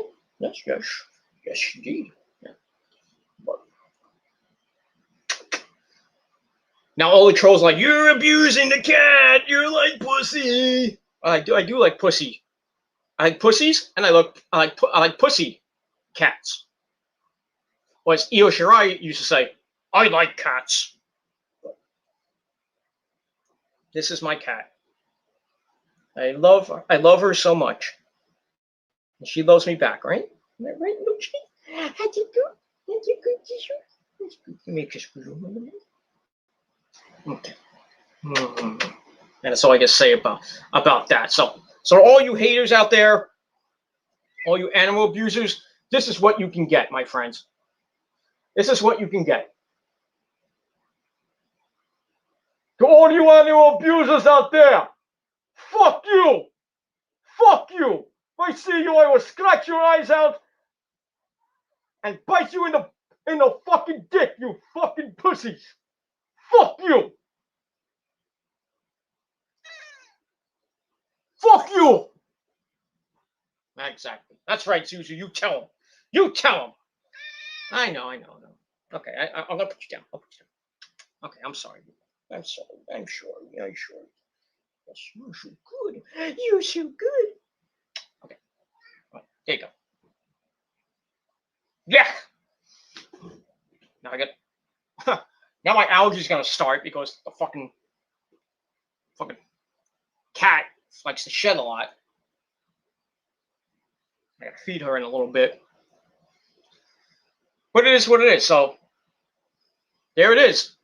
I'm not an animal abuser like you are, Charlie, Chayton, whatever the fuck your name is, you piece of shit. Should lock you up with a fucking tiger or a lion, or even worse, a king cobra. Let it fucking bite you and stick its freaking poisonous fangs into your fucking bloodstream. Or just have the lion and tiger just maul you to death. Fuck you, you son of a bitch. Now you want to have chill streams. Who's going to come on your show now? Tom? Tom Willis? Nope. Nobody's coming on your show. And if anybody does, it's just going to be your funeral. Because everybody's going to bash you. So, yeah. Fuck you, Charlie. And that's all I got to say about that. I can't wait for his ex-girlfriend to bury him. Even more. I can't wait. So thank you, Dark Horse, and thank you, Daniela, for all that shit. All right, let's move on from there. All right, we got 15 minutes to SmackDown, so we might go into SmackDown with this. And but let's get into a little bit of wrestling news that's been going on today. And the big story of today is our good buddy Bayley. Oh, I hurt myself. Don't give me a hug.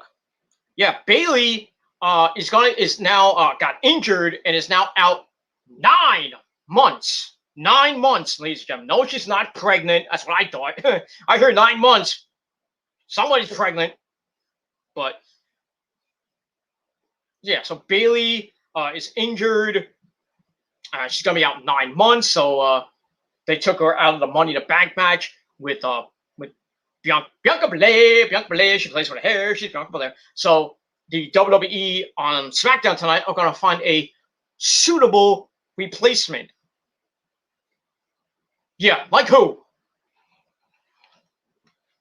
Like who? Like who's gonna fight? Who's gonna fight Bianca that I can find?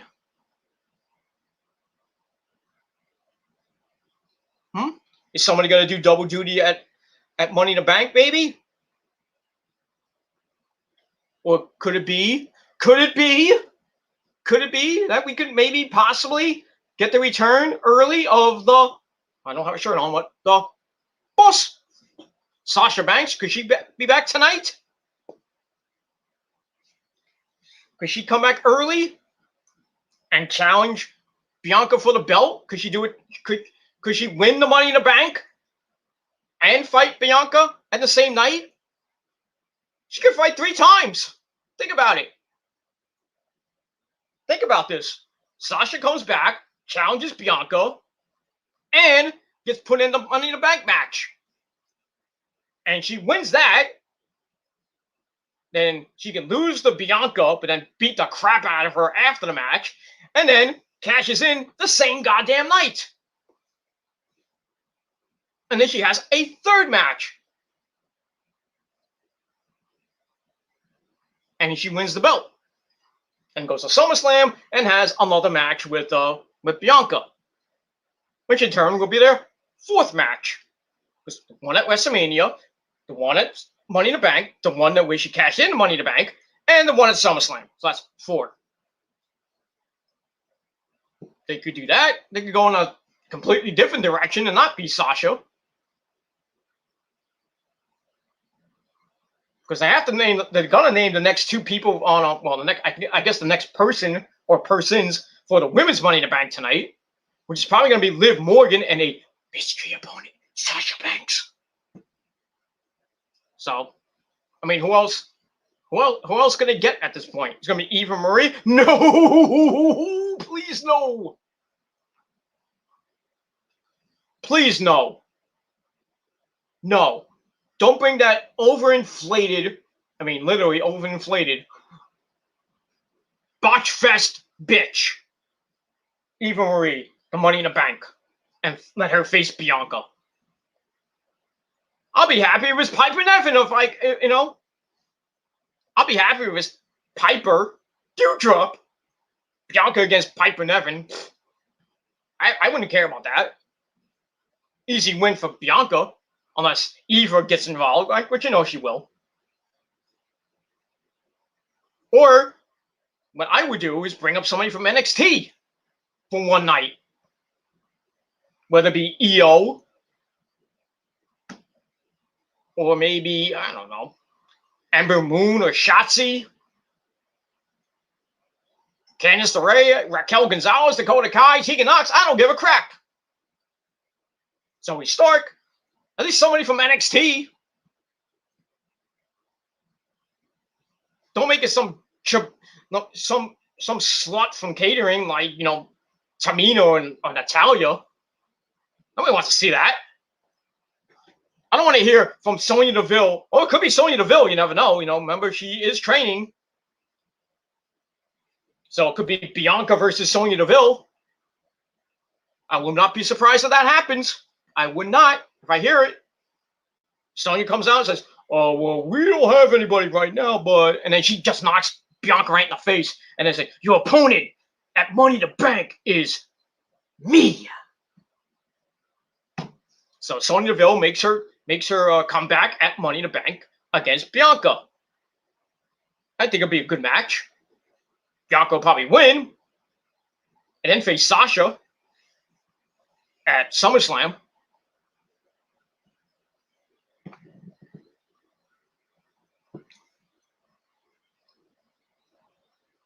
But it is what it is. Yeah, but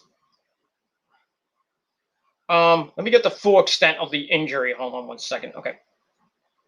Because they mentioned it before, but now we know the nature of it.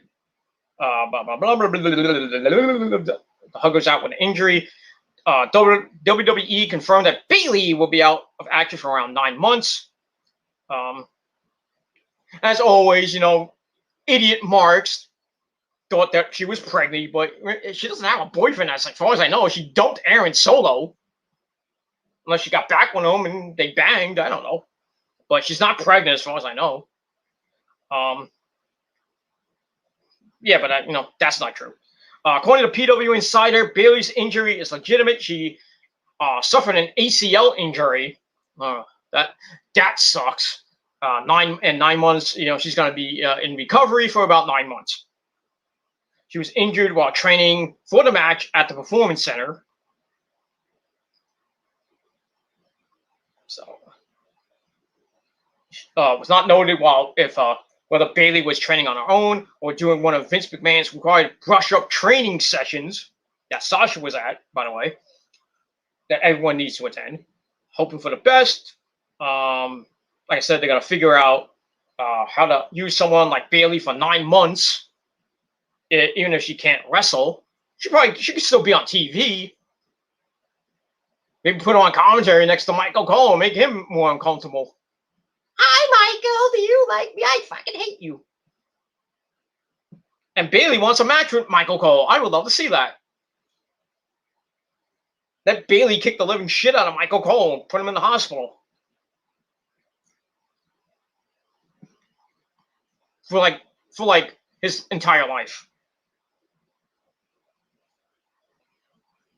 Oh, but who are you going to replace for Michael Cole?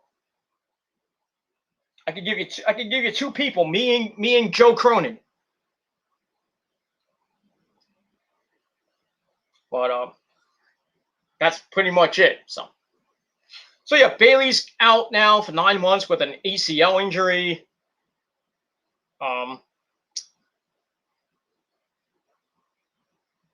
So that's going to change. There's a story about Bayley's injury may change WWE creative plans for incoming talent, like all the NXT call-ups coming up, like EO and maybe Adam Cole, baby, and Killer Cross and Bronson Reed and Tony Storm and others. But we'll see what happens with that. And we'll move on. I know we got 8 minutes. So, all right, I'm going to run down these quickie stories, quickie news. Quickie news. I wish I had a theme song with it, but I don't want to get copyrighted. Anyway, got news on My Name is Paul Heyman. And the WWE once again shoots herself in the foot as they have removed Paul Heyman from Talking Smack. Why? I guess that's why he wasn't on this past week with Kayla Braxton. It was just Kayla and Pat McAfee. And then we heard from Kevin Owens, who supposedly called Paul Heyman. I don't know if it was actually his real number, even though Paul's like, person you're calling is the wrong number. Thank you for calling. It sounded like Paul. I don't know if it was, but it is what it is. I don't have Paul's number. I wish I did, but it is what it is. And that's it. So we got that. So Heyman's off of Talking Smack. I guess Pat McAfee will be with Kayla every Saturday because they don't. It seems like they're not going to do Talking Smack after SmackDown anymore. Now it's on Saturday for some reason, or they tape it and then it comes on Saturday. That's what I think they do, but I'm not sure.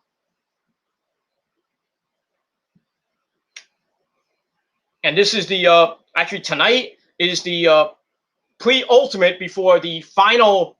Actually, yeah, this is the final SmackDown from the Thunderdome. So it should be a heartfelt night and an interesting night, especially with who Bianca Belair's opponent is going to be for Money in the Bank, and the thing with Roman and Edge going on, and Jimmy Uso. I'll get to that in a minute. I'll get to that now. Vince McMahon is handling this whole thing with Jimmy Uso, so that's not good. That's not good. If Vince McMahon is handling things, that only means a couple of things: fine, suspension, or fired. So we'll see what happens if what happens with Jimmy. That might be at the top of the show. Might find out what happened to Jimmy, but we'll see. Also, actually, I think this is breaking news. I just saw this on Ringside News. Big spoiler on WWE NXT call-ups for SmackDown tonight. Let's get into this story. WWE's on the lookout for more talent on the main roster, and the Mets just tied it up. Thank you. Like I said, WWE's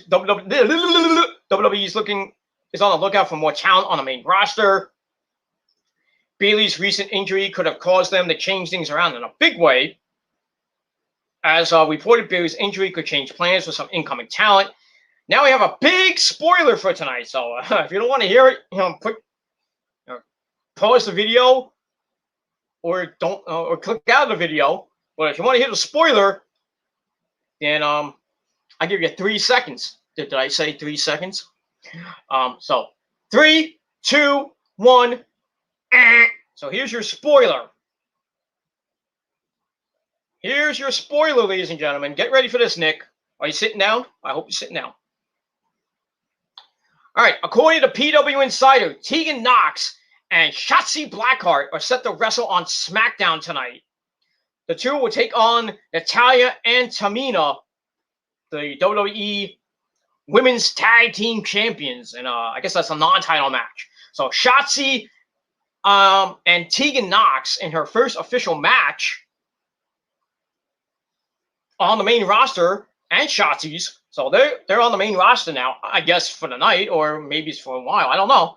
But yeah, Tegan Nox and Shotzi will take on the women's champions, Tamina and Natalia in a tag team match player.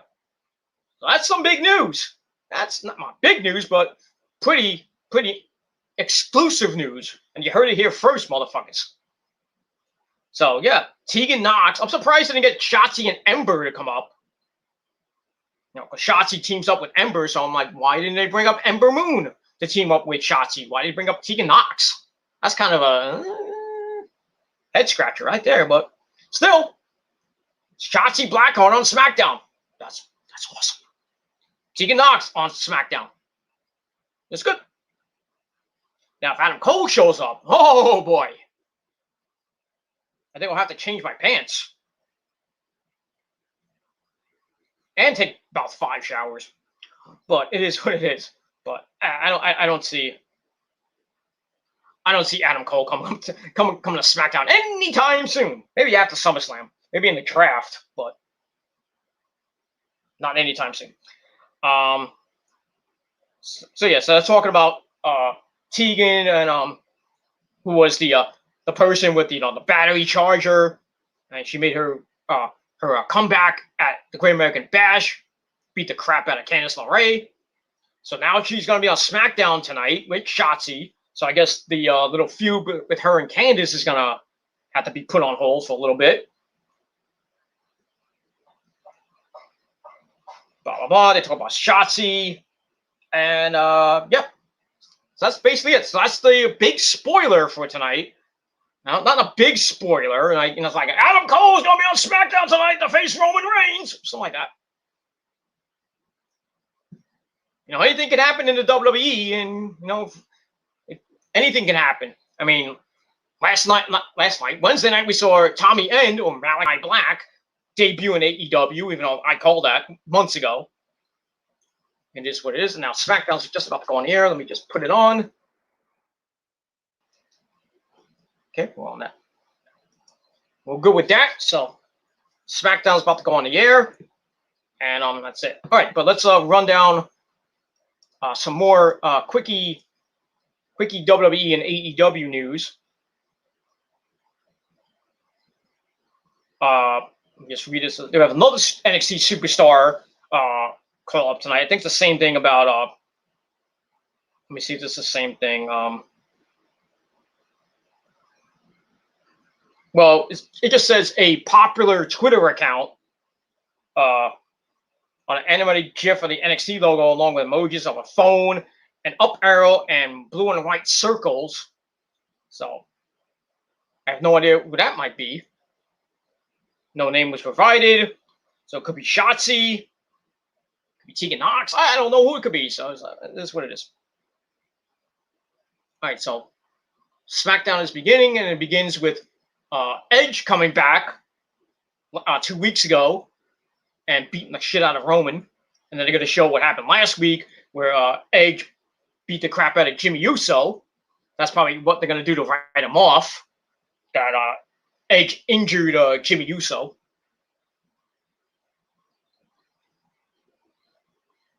Blah, blah, blah. Also, some quickie news. WWE has removed Daniel Bryan, yes, from any ongoing projects that he might have had left.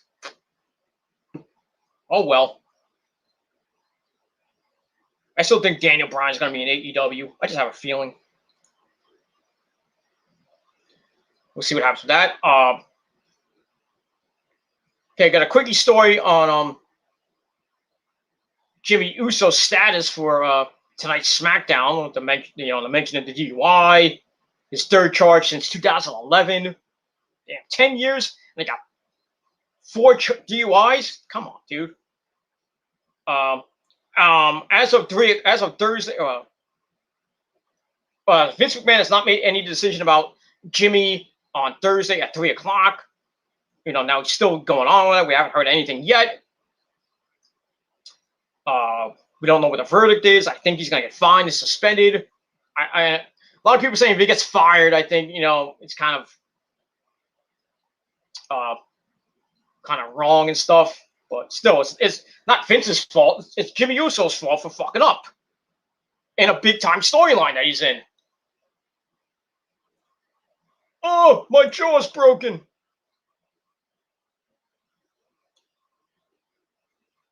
But anyway, Jimmy is backstage tonight, so don't know if he's going to be used or he's going to be on the show or not. So we don't know. So we should see what happens with that. All right, then we see there's Jimmy. There's Jimmy right there, ladies and gentlemen. So Jimmy's on the show. There he is. He's talking to Paul Heyman, who was on his phone taking a selfie. And we'll go into a little reaction for a little bit. We got time. So basically, Paul saying that Roman should be his purpose, his main focus. So Jimmy's smiling and Paul's giving that sinister smile. Nice. Now we go to the SmackDown opener, the theme. Of AC/DC, and then we're gonna get some pyro, and we'll see what happens. I can't play it. I can't play the sound because I don't want to get copyrighted from the WWE. But it is what it is. So yeah.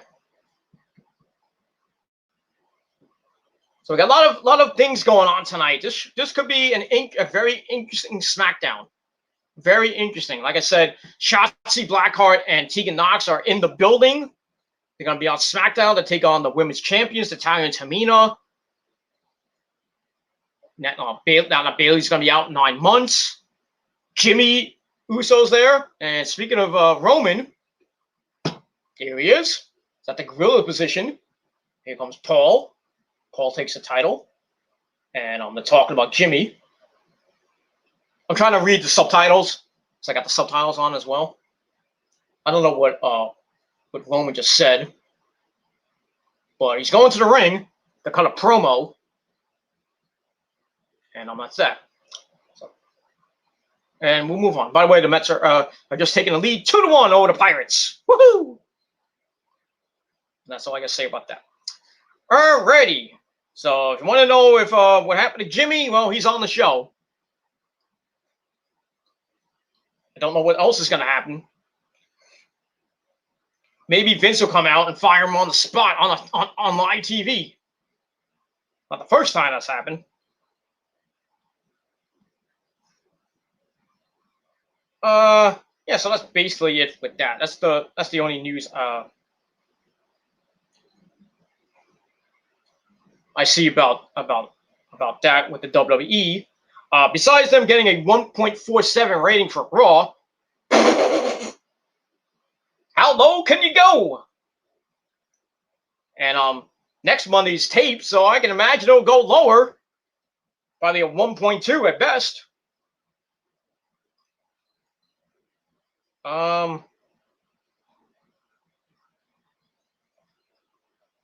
So that's it for that. Let me see if there's any AEW news. All right, we'll get to Aleister Black in a minute. So far the AEW rating came out, and it was a little bit down. They went down a little bit.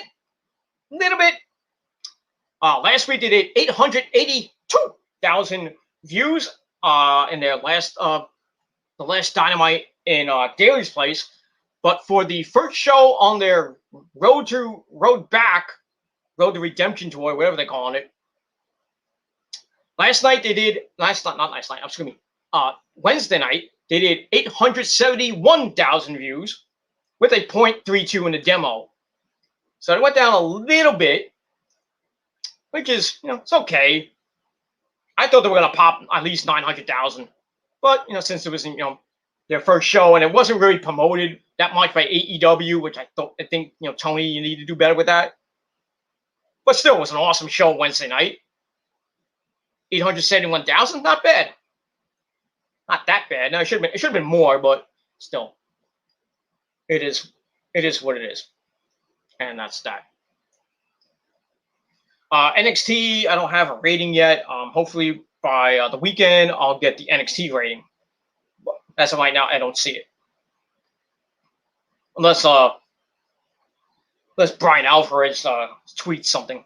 So he is the ratings guy. It is what it is. And it's Roman holding up the belt, and we got some pyro. That's always nice. All right, so let's talk about Malachi Black, Aleister Black, Tommy, and whatever the fuck you want to call him. Like I said, he made his debut on Dynamite this past Wednesday, and yeah, WWE has egg on his face because we all thought that Aleister Black might have came later to AEW, but it's being reported that the reason why you saw Aleister Black earlier than expected in AEW is because that Aleister Black's only had a 30-day non-compete clause instead of a 90 because he was at NXT, and when he came up to the main roster, they forgot to change it from a 30 to a 90-day non-compete clause. Morons. So that's that. So yeah, so WWE fucked it up. And that's that. And then Murphy, a good buddy Murphy, had a cryptic tweet. He had a couple of cryptic tweets. He had one that said 9/21/21, which is a Tuesday night, so he might be going to. That it could mean he could be going to back to NXT. He made a cryptic tweet. He wants to fight Tommy End in AEW. So we don't know. All right, so Roman is talking now. So we must acknowledge him. So let us acknowledge the tribal chief. So he's talking about why he wasn't on SmackDown last week. And he's talking about Edge and Edge being a liar, saying that he fears him, that he's in his head and stuff like that.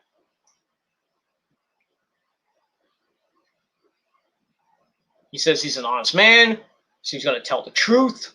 So he's talking to Paul. Talked about WrestleMania.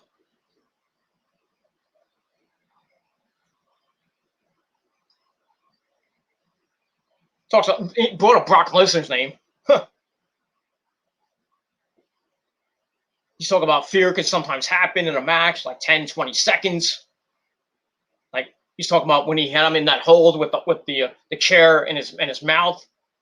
He's saying he had some fear that he might tap out and lose the Universal title.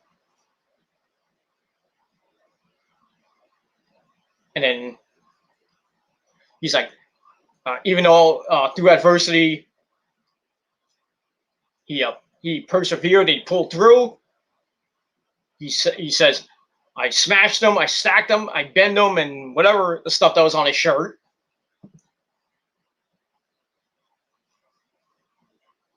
So basically telling Edge, don't come out here and say that you're in my head.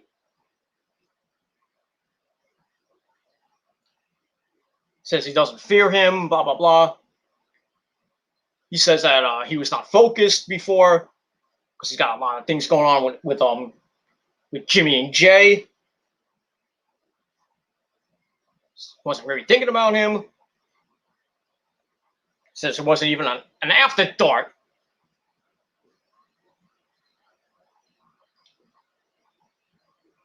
All right, so after that, so he's like, okay, this might be a good time to handle some business.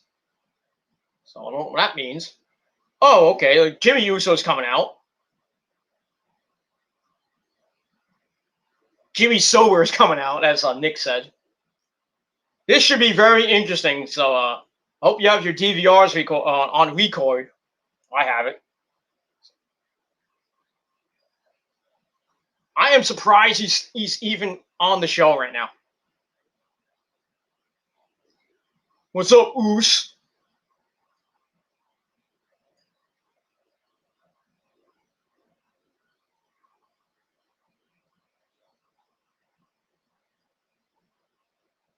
Blah, blah, blah. He's talking out of his ass. He's like, what he did last week was for us. talk about like Roman was on vacation, and he showed up, blah blah blah. And then Roman's like, "You did this for us, really? When did I tell you to make the decisions for us?" And secondly, he says he earned a vacation, but he doesn't take vacations. I'll never take it off. He says he was busy doing what you couldn't do. He said he was basically doing your job. And now we hear some music, and here's Jey Uso. Jey Uso's back. Yay! So yeah, so the bloodline is back intact now.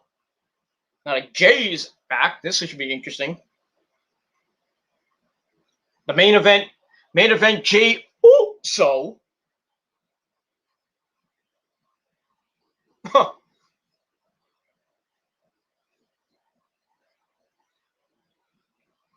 What's up, Oos?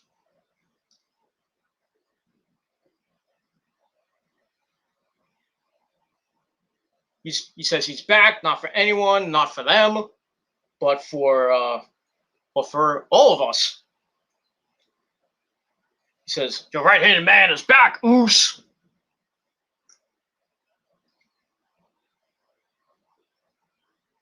And he did kind of bring up the DUI. He says, "I'm back. He's like, I got your back. You're going through hard times right now, or you're gonna do some hard times now." Blah blah blah. So I guess they swept it under the rug because now they're talking about teaming back up and becoming 7-time tag team champions. That's great. So Roman's all happy now. It's like, this is all I ever wanted to hear.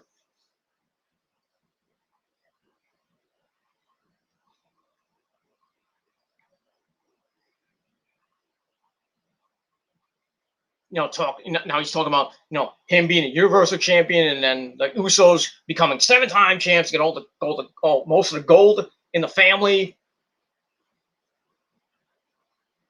He wants to do it together. He wants them to be on the same page, working together.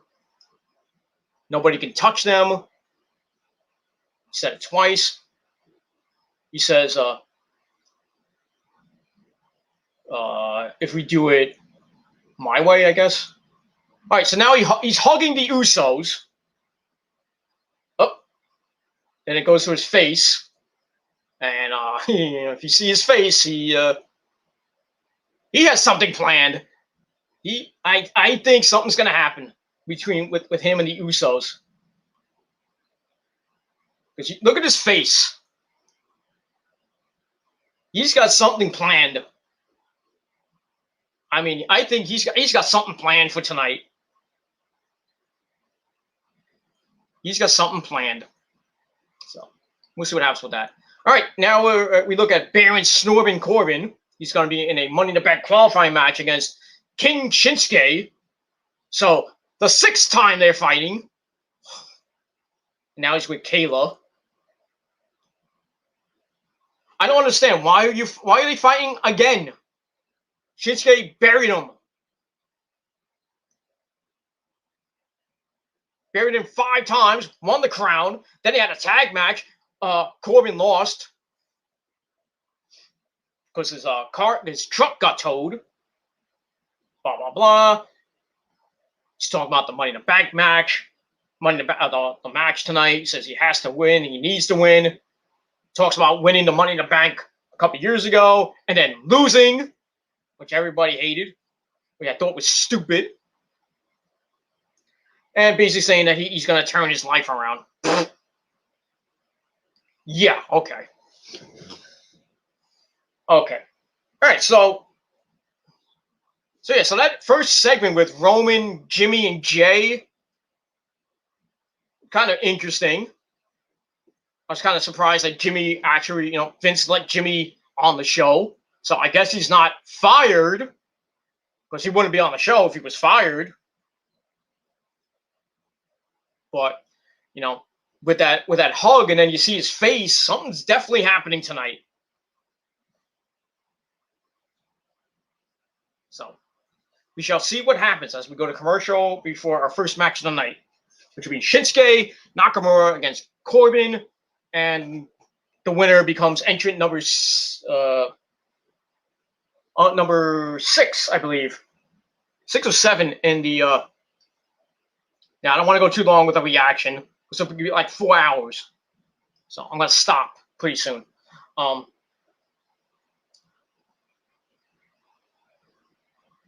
So yeah, and so far we got AJ Styles, we got Matt Riddle, Ricochet, John Morrison. On the Raw side, and on SmackDown, we got Big E, and we got Kevin Owens. That's 6. So tonight we're gonna get either Shinsuke Nakamura or Corbin. Well, I'm thinking it's gonna be Shinsuke. And later on, it's gonna be Cesaro versus Seth Rollins to see who goes to Money in the Bank. And I'm thinking it's gonna be Cesaro. So right now, my 2 picks for Money in the Bank could be, in that match: Big E and Cesaro. And I still hope, I'm still picking Cesaro to win the match. But if they put Seth Rollins in, it's almost automatic. You can probably give Seth Rollins that Money in the Bank. But I will not be surprised if they give it a Big E, though. But I want it to be Shinsuke and Cesaro, and have Cesaro win Money in the Bank and then cash in on Roman either at SummerSlam or at Extreme Rules, which is in September. Yeah. Sorry, got yucky in my mouthy. But that's all I gotta say about that. Oh, a 7-Eleven commercial with big gulps and Slurpees. I could go for one. Oh, $1 small Slurpee at 7-Eleven. Too bad it's $8.19. I'm not gonna walk all the way to 7-Eleven. They got a small Slurpee for $1. Maybe tomorrow. Maybe this weekend I'll go take a trip down with the missus and take a nice walk down to 7-Eleven and get a nice cherry Slurpee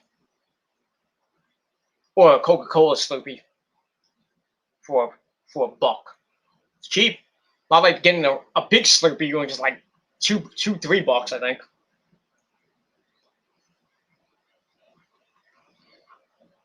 It is what it is.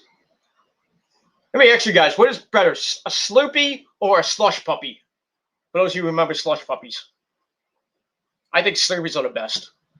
I love slush puppies, but I just love the taste of a Slurpee better. Slurpee. That's that. All right, let's quickly finish off with the AEW news, and then continue to watch SmackDown. And that's that. Nick says either one. Okay. All right, now back to SmackDown. We got Titus O'Neil, who gave the Tampa Bay Lightning a WWE title because they are back-to-back Stanley Cup champions. So congratulations to the Lightning. Beating the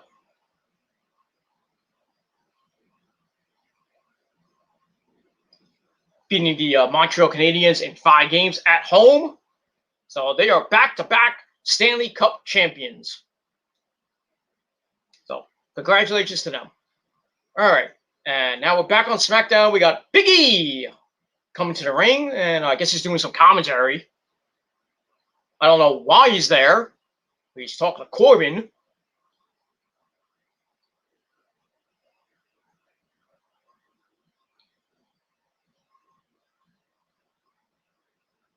And now we're getting like Corbin's history over the last 3 weeks with him losing 3 weeks ago to Shinsuke for the King of the Crown. Then 2 weeks ago with the coronation, and then him losing everything. And then they showed last week in a tag team match with Corbin and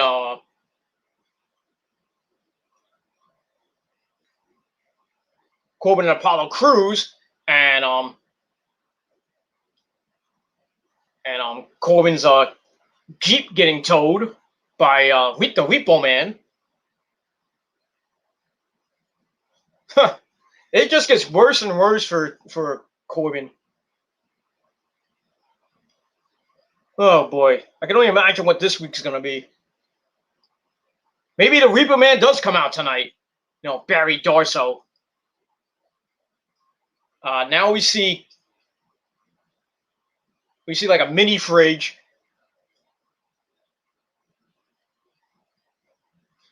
We have a mini fridge at ringside, and you know, he's on. Biggie's got his couch, and he pulls out some microphones. So him and Pat McAfee, I don't know what they're doing. Now we get a picture of from early in the day of Rick Boogs and Shinsuke coming in his car. That's kind of cool. Shinsuke's got the guitar. Is that a BMW?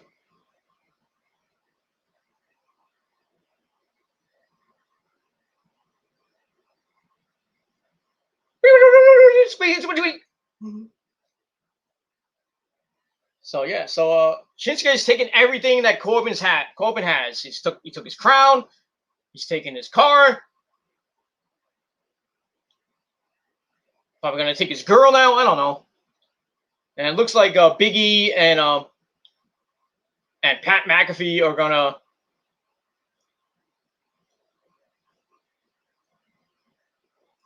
do some live mic commentary. And now we hear the guitar of Rick Boogs. And he's gonna introduce his best friend King Shinsuke. I can't scream like him, but like Shinsuke Nakamura. I guess that's how you go. Was that good enough? Or did Rick Boogs do it better than me? I don't know.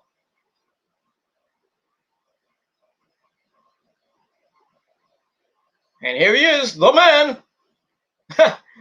And oh my God, Pat McAfee and Big E got their feet in that feet massager, and they're dancing. They're dancing, Dad. They're dancing, Dad. Stop it. At least Pat McAfee's not dancing on Michael Cole's head like he did last week. Which the memes are still out for that one, by the way. All right, so Corbin comes out and interrupts the epic theme music of Shinsuke, and then Rick Boogs saves him, throws him into the barricade. So we go to commercial. That's it. Yeah, so SmackDown so far is well, besides the first segment, starting to go. That's what it gets right there.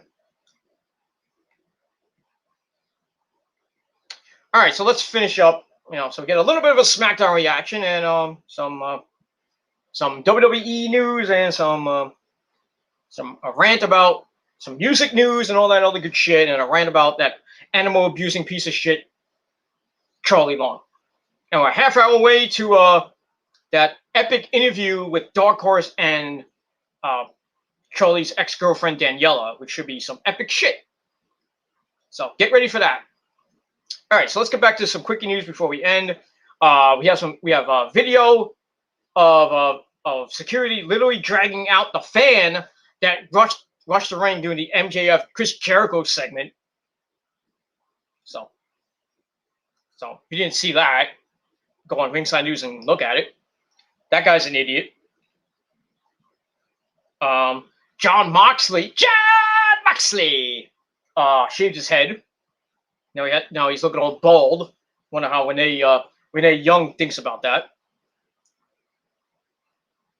And like I said, Moxley's coming back to AEW on Wednesday night to defend the IWGP United States Championship against the Machine Gun Carl Anderson. Probably gonna lose the belt. I don't know. We'll see. I think he's gonna lose the belt, and Carl Anderson is gonna take it back with him to Japan. Because him and Gallows are going back to Japan for a little bit. I don't know what's gonna happen with them, and the Bullet Club that's out now with Evil and Jay White and company. Talking, the Guerrillas of Destiny, because they've been saying a lot of shit about Gallows and Anderson. So we'll see what happens with that, and move on. All right, some more news real quick. Jim Ross, JR, Gold barbecue sauce. Jim Ross received death threats over his WWE Dynamite botch. What else is new about these stupid fucking marks? Morons. Sending an almost 70-year-old guy death threats. That's nice. Fucking marks. All these people who are doing that to him, they should get death threats too. Fuck you. All right, we have a little advertisement for not SmackDown, for Raw this Monday night. We got a Fatal 4-Way match with the women in the Money in the Bank ladder match: Asuka, Nikki Ash, Alexa Bliss, and Naomi, and also Bobby Lashley. What's gonna happen with him and the New Day? So that's gonna be on Monday Night Raw. Oh, they say live this Monday night when we all know it's taped. So the USA Network botched.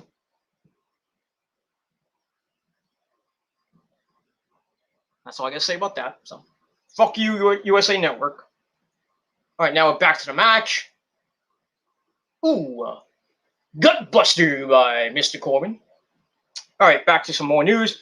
Jim Cornette, good old Cornette, Corny as we call him, goes off on a fan who jumped the rail during AEW Dynamite. So whatever he said probably was stupid. And the fans who jumped the ring at Dynamite did it for Jim Cornette. Moron.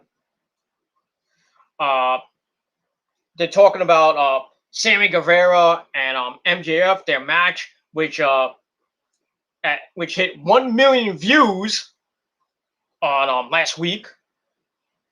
Actually, it hit 952,000 views, and now they're saying it hit 1 million views. So that was a big time match. Everybody was watching that match. And if you didn't, I don't know where you were watching. All right, so All Out tickets went on sale. Not to the general public yet, but AEW All Out 3 is now sold out. So for all the people that want to get tickets, you can't get them because all the scalpers and everybody else got them. So scalpers sell AEW out. So that's what happens. They get it to like Ticketmaster and all that other shit. That's that. All right, the Pirates just tied it up on the Mets in the top of the 5th inning. Damn. Well, Shinsuke's coming back with that knee to the gut and a botched back. Oh my God!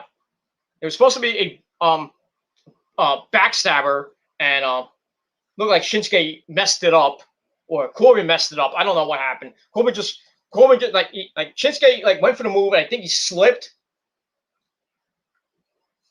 and then Corbin just did a flat back. Shinsuke's going for the Kinshasa. Corbin counters it into a single crab. And Shinsuke gets the ropes. And the Japanese Hawaiian ref is telling Corbin to let go. And a big time back suplex by Corbin. 1, 2, and Shinsuke kicks out. So right now Corbin's in control, but as we all know, he'll lose. As we still hear Pat McAfee and Big E on live commentary. Kind of corny, but it's what it is. Shinsuke comes back with some strikes, a big insecurity, sending Corbin to the outside, almost in front of Pat McAfee and Big E. There's Rick Boogs, and he gets knocked down with a big punch by Corbin. Shinsuke comes out, and right near the announce table, and a suplex onto the announce table. Ouch! And scares Pat McAfee out of the couch. So Corbin's back in control as we go to another break. Too many goddamn commercial breaks. And that suplex did not hit Michael Cole. Damn. But it is what it is. All right, so that's that. All right, so like I said, AEW's All Out is sold out thanks to all the scalpers. So all the scalpers are going to be, selling those tickets for a lot of money. I don't know what's going to happen with the fans trying to, get those tickets, the real tickets, not the fake ones that the scalpers have. It is what it is. A good buddy, Tony Khan, takes pride in AEW having very few rematches. Not like WWE. They have a rematch every single goddamn week and every single goddamn pay-per-view. So AEW is doing it better than WWE right now. I think Impact's doing the same thing. Ring of Honor, I think, is doing basically everybody but the WWE's, is not doing rematches. It is what it is. We got a story on Brian Pillman Jr. He's now a full-time AEW performer. So that's great. Now, he was in MLW for a while. I think he was the champion of MLW for a little bit. But now he's a full-time performer for AEW. So that's great. So we're going to see Mr. Brian Pillman Jr. on our television screens or computer screens for as long as he's going to be in AEW. And that's that. Okay. Also, Josh Barnett shuts down Green Boy, Jake Hager for demanding Fedor, Emily, I can't even say his last name, Emelianenko fight. So I don't know if Hager wanted to fight Fedor or Dana White wanted him to fight him. I don't know. Fuck Dana White. Fuck Josh Barnett, for that matter, too. Fuck it. And fuck the entire UFC. All the people that root for it. You can all go to hell because UFC sucks. That's all I got to say about that. Aleister Black. Got a lot of stories on Aleister Black. Aleister Black says his AEW debut was one of the top 3 moments of his career. I wonder what the first one. Well, I assume the first one was him banging and marrying Zelina Vega, Thea Trinidad, whatever you want to call it. Second one was probably getting to WWE, and the third one was probably his debut in AEW. So, but always got to put getting married first, and getting that sweet putang from Thea Trinidad. Woo, that sweet Queens, New York, Puerto Rican poontang. That's grade A Puerto Rican poontang. Lucky him. Tommy, and you are a lucky man. I'll even go with Dolph Ziggler. It should have been me. Anyway, look at that. More with Baron Corbin. Goddamn, SmackDown's on. I just saw Baron Corbin. It is what it is. So back to the match. And Coleman gets sent into the ring post. And I'll see what happens here. Shinsuke's got a rear naked choke. Coleman gets out of it. Shinsuke goes for a roundhouse kick, missed, and he gets the second attempt on that. And now he's pissed. Here comes Shinsuke, and we get deep six by Mr. Corbin. And he goes for the cover. 1, 2, and Shinsuke kicks out. Maybe Adam Cole will show up tonight and kick Pat McAfee's ass. It is what it is. But we'll see what happens. Okay, now Shinsuke's on the apron. Corbin looks to bring him in the hard way. And he does. Inside, outside. Suplex 1, 2, and Shinsuke kicks out again. And not a great match, but it is what it is. All right, quickly as we keep going, Vincent Kennedy McMahon, didn't think that Aleister Black's new music when he was supposed to come back, and we all heard his new music. Vince McMahon thought it was. He didn't think the new theme was music. Okay. So I guess he was not a big fan of that new theme. Stupid idiot. So anyway, Shinsuke was on the top rope. He hits a Hurricanrana into a triangle. Coleman got out with a powerbomb, but Shinsuke held on to it. Let's see what happens. Hopefully he taps out like a drunk man. Shinsuke looks like he's about to get pinned. But he stands on his neck. Ouch. And he's back down. Corbin gets to the ropes to cause gets his foot under the ropes to cause a break. And Shinsuke brings his foot back in, goes for the cover. 1, 2, and nope.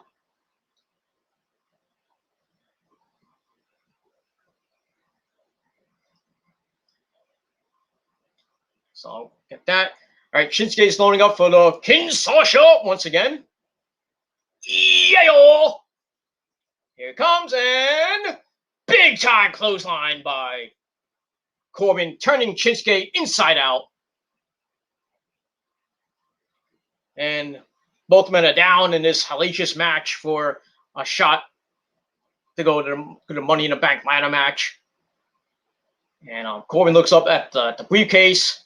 He's going for the end of days, but Shinsuke blocked it, hit some knees, some more kicks, and loading up for the Kinshasa for a third time. And here comes Kinshasa! That's it. Count to 60. That's it. Shinsuke Nakamura has pinned Baron Corbin for the fifth time out of the last 7 matches they've had, including that tag match. All right, so Shinsuke is entrant number 7 in the Money in the Bank ladder match, as we predicted. All right, so we see Big Boogs playing his guitar. Shinsuke's got the crown on. Pat McAfee with his bare feet is on the announce table doing some air guitar. And Corbin's looking on at him. Oh boy, something's going to happen. Nick, I think your thing might come true. Corbin might attack Pat McAfee. I don't know. We'll see. We see Big E doing some weird dancing. Corbin looks like he's about to throw up. He's gonna puke!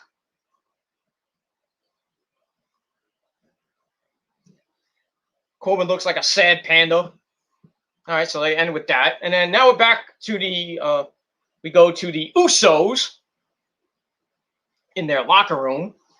Jimmy and Jay are real happy. Jimmy's glad that his brother's back. Blah, blah, blah. Talking about them being kids. He talks about Edge bringing the family back together. He says something for me, something for the family. I missed that part. So, all right, that's that. All right, now we go back to the ring with we got the women's tag team champions coming out, Natalya and Tamina, as we're gonna see the SmackDown main roster debuts of Shotzi Blackheart and Tegan Knox. So this is gonna be some good shit. Oh, actually, it says up next, Natalya and Tamina against a mystery team. Oh, but it was already spoiled by me. So fuck you, Fox. Fuck you, Vince. Fuck you, WWE. You can kiss my royal fucking cock.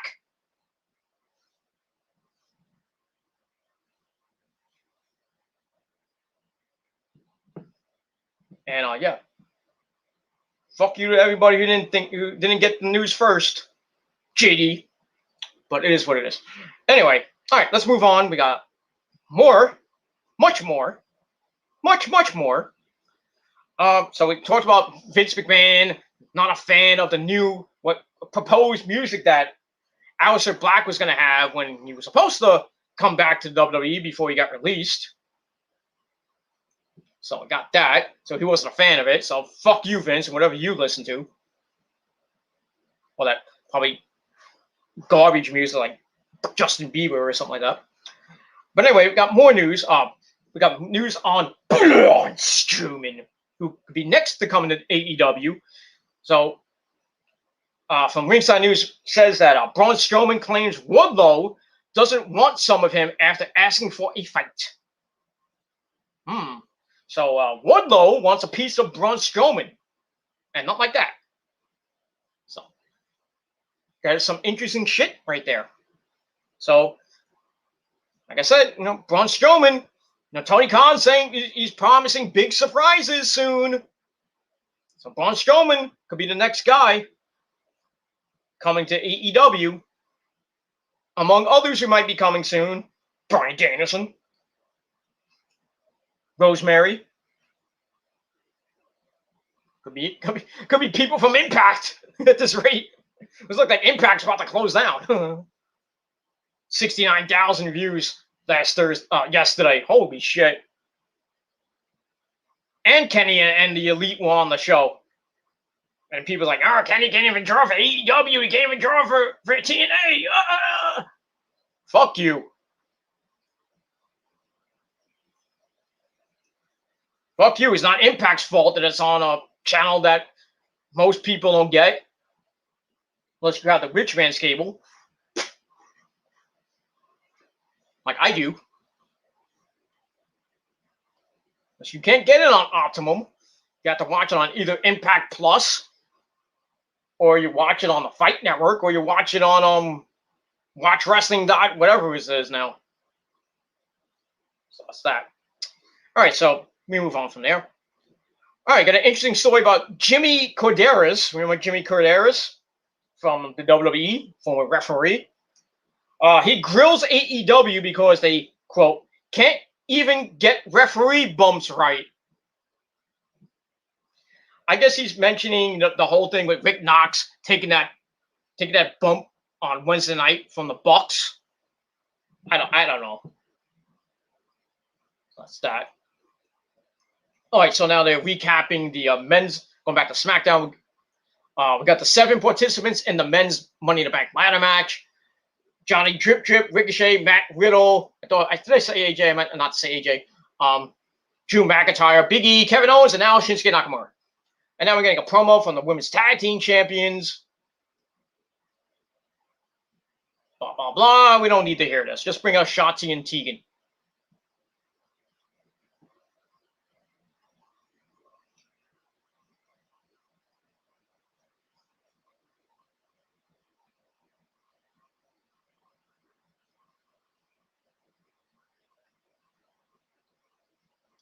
So they're talking about the mystery team. Like, oh, we never saw these people before on SmackDown, and it's not for the titles. Big whoop. And here she comes. Here comes Shotzi and Tegan Knox. Oh, this was in front of a live crowd. You think that? Would they have went nuts? I don't know. I think they should have saved this one for next week for the big show in front of fans. But with Bayley's injury, they had to start bringing people up. So now we got Tegan Nox and Shotzi's main I guess you could say main roster debut, unless it's gonna be like a one-night thing. It is what it is.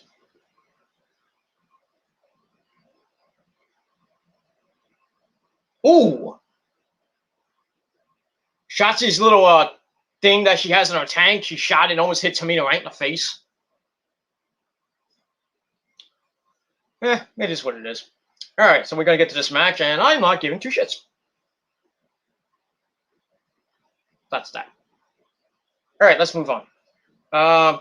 So I talked about Jimmy Corderas grilling AEW because the refs can't even take a bump properly. It is what it is. But he's taken so many bumps in his career. Oh, like you know how to take a bump there, right, Jimmy Corderas? Okay. Got a story about Pac, not Tupac, but Pac, about his whereabouts. That he hasn't been on TV in a while. Basically, the whole thing with the travel restrictions in the UK, making traveling difficult from there to the US and the US and back. So right now, Pac is back in the UK, according to the Wrestling Observer newsletter. At this point, traveling back and forth on a weekly basis is just too much right now. It's just too much trouble for him. Hopefully, AEW will get Pac back. When they start their weekly touring again, which they started this past Wednesday. Was not a Road Rager, but probably watching from his house in the UK. And that's that. And he's still in the company, so don't worry about him. Just blame the pandemic. Ouch. All right. Got a lot of stuff about Aleister Black. You can go for hours on him. But anyway, AEW knew Anthony Ogogo was taking a hiatus before starting his recent push. We saw him in the hospital. He got his 10th eye surgery. 10. All that time boxing. I think his wrestling career is over. That's what it was saying, that his wrestling career might be over. It sucks, man. He was kind of getting a good push, even though he lost to Cody at Double or Nothing. So it happened. So hopefully a speedy recovery for Mr. Ogogo. That's that. Aleister Black reveals who knew about his AEW debut as Malachi Black. I guess it was Cody and maybe his wife.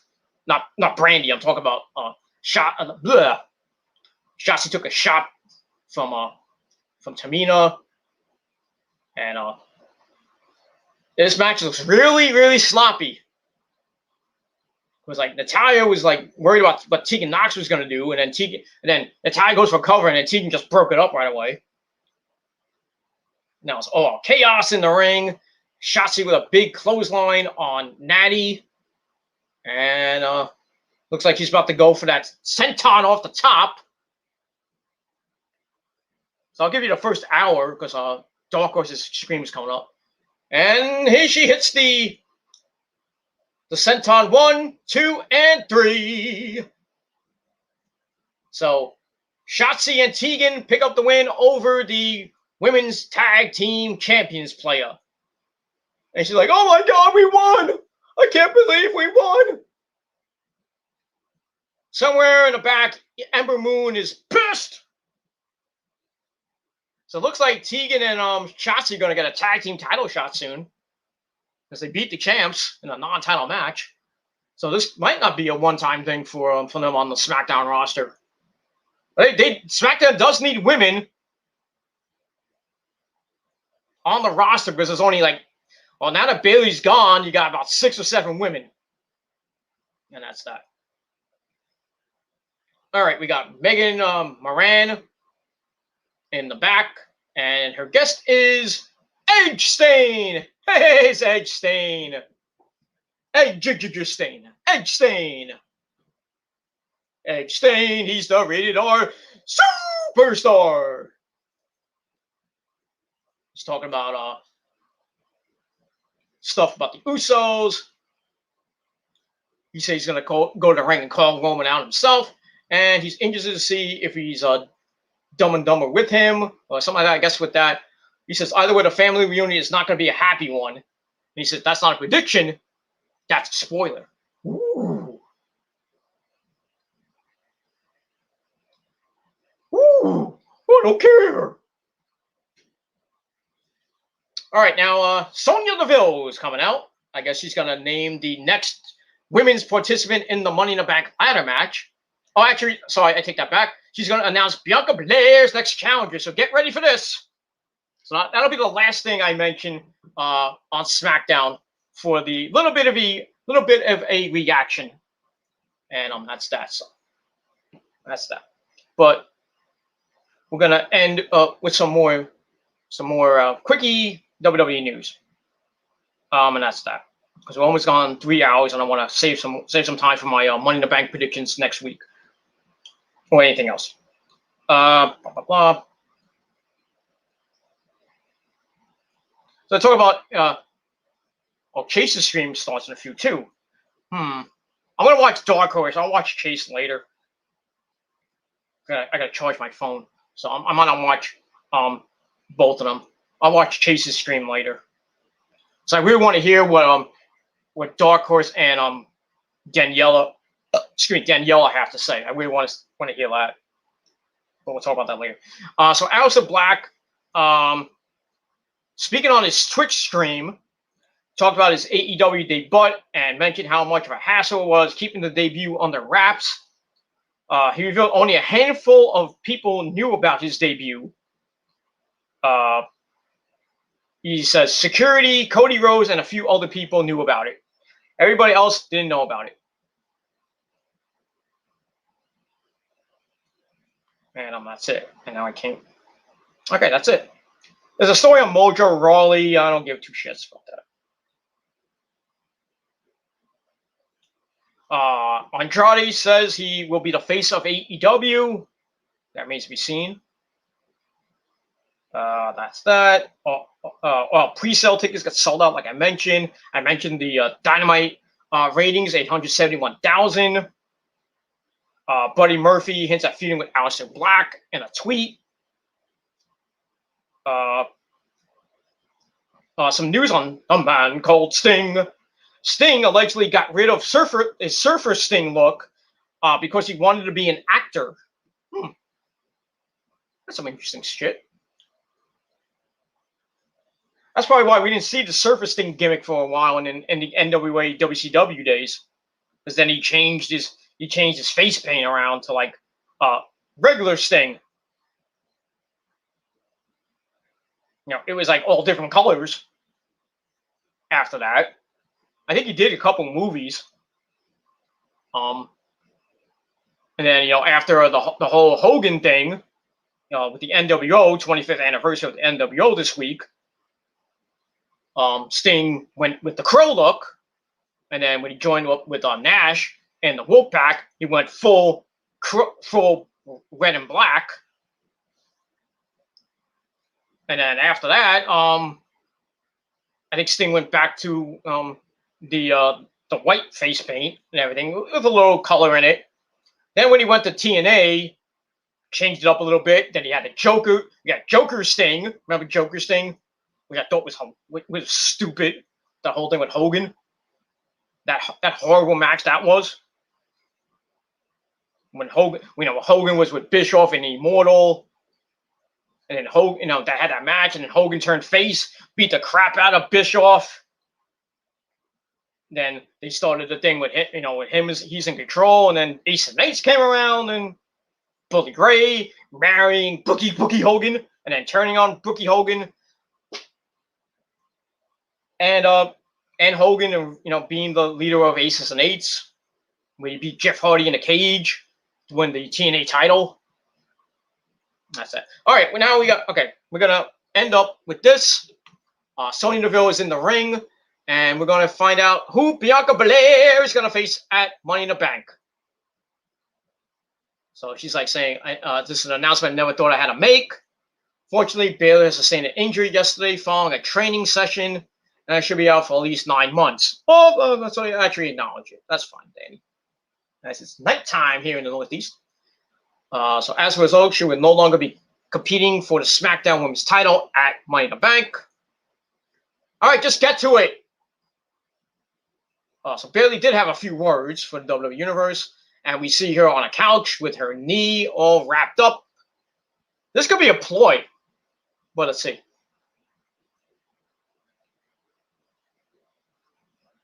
She's Bayley saying that the injury sucks because she wanted to see the longest reigning SmackDown Women's Champion in history, blah, blah, blah. Regain what's rightfully hers. Walk into Money in the Bank, beat Bianca in that I Quit match. So, injuries happen. That's all I got to say about that. She says she's going to beat Bianca once and for all. But that's not what you're thinking. She's saying we don't care at all. We don't care that she's hurt. She did this to get better for Money in the Bank. She did it for a year. She's saying it's our fault. How's it my fault? What did I do? How's it my fault, Bayley, that you can't, train properly? How's it my fault? How's it Nick's fault? How's it anybody's fault? Anyway. All right, so they're wishing Bayley a speedy recovery. And with that being said, regarding Bianca Belair's title shot, they're saying would be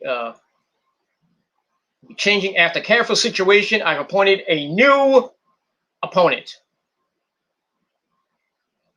I'm thinking it's going to be her or it's going to be Sasha. Let's see. She says something about Money in the Bank. All right.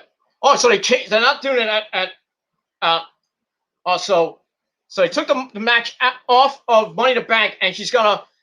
So Bianca's gonna defend the belt on the first SmackDown in front of fans next week in Houston, Texas.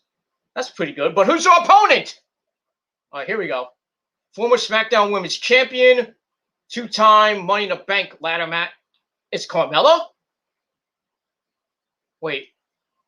Yep, it's Carmella.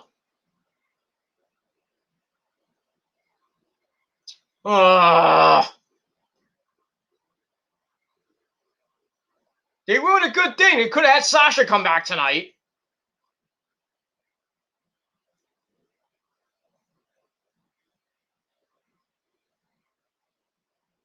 So next week on the programs, Bianca Belair defends the SmackDown Women's title against Carmella. Didn't she already beat her? So Carmella comes out in this red get-up, and you can see her hoo-ha. Corey Graves is probably having an orgasm right now.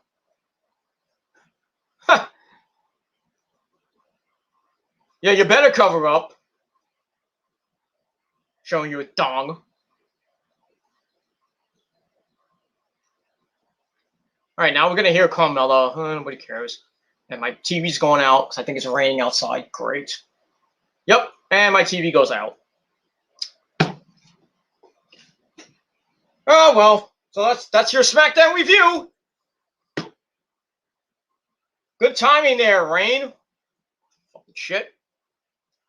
All right, so at least I got the internet still. And I have power. So, but that's probably going to go.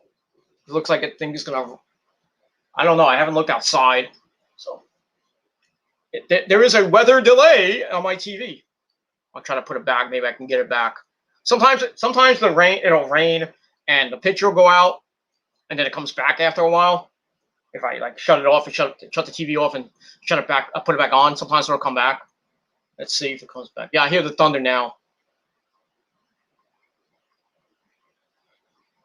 Well, it might have been just the signal. I don't know. But I do see some thunder.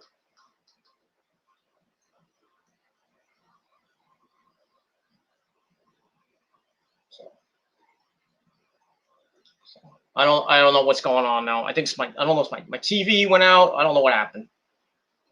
Plus now it's giving me a different message. Like, oh, your local channels are interrupted. If it lasts for 2 minutes, you have to call us. I'm not calling them. It's a fucking rain. I paid my bill. So you can't say, oh, you didn't pay your bill, Peter. I did pay the bill, and I have proof of I paid the bill. So, oh, fuck you, Dish.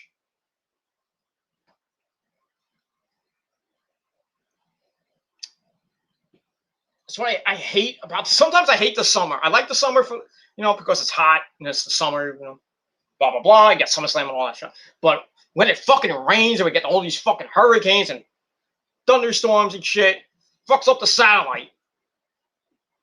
I really wish that Dish and like DirecTV made satellites that are weather resistant, so we don't have to freaking go watch DVR and shit. I mean, I have a lot on my DVR. I don't care. I got Dark Side of the Ring.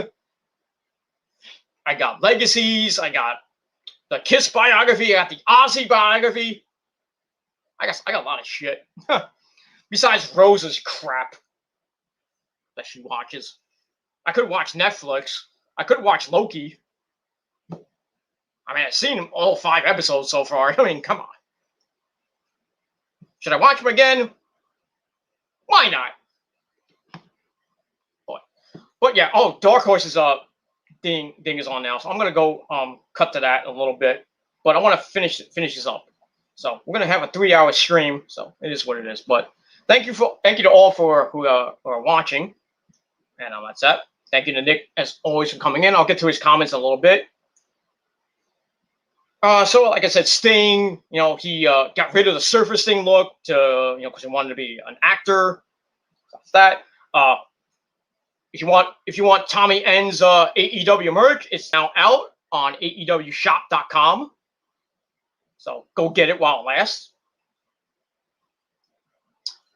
Charlotte Flair, horseface Charlotte Flair, she expressed pride following Andrade's AEW in-ring debut. So yeah, she has to. He did a good job. I'm gonna go blow him later. And 1 second, as the missus is calling me. Give me 1 second. I'll be right back.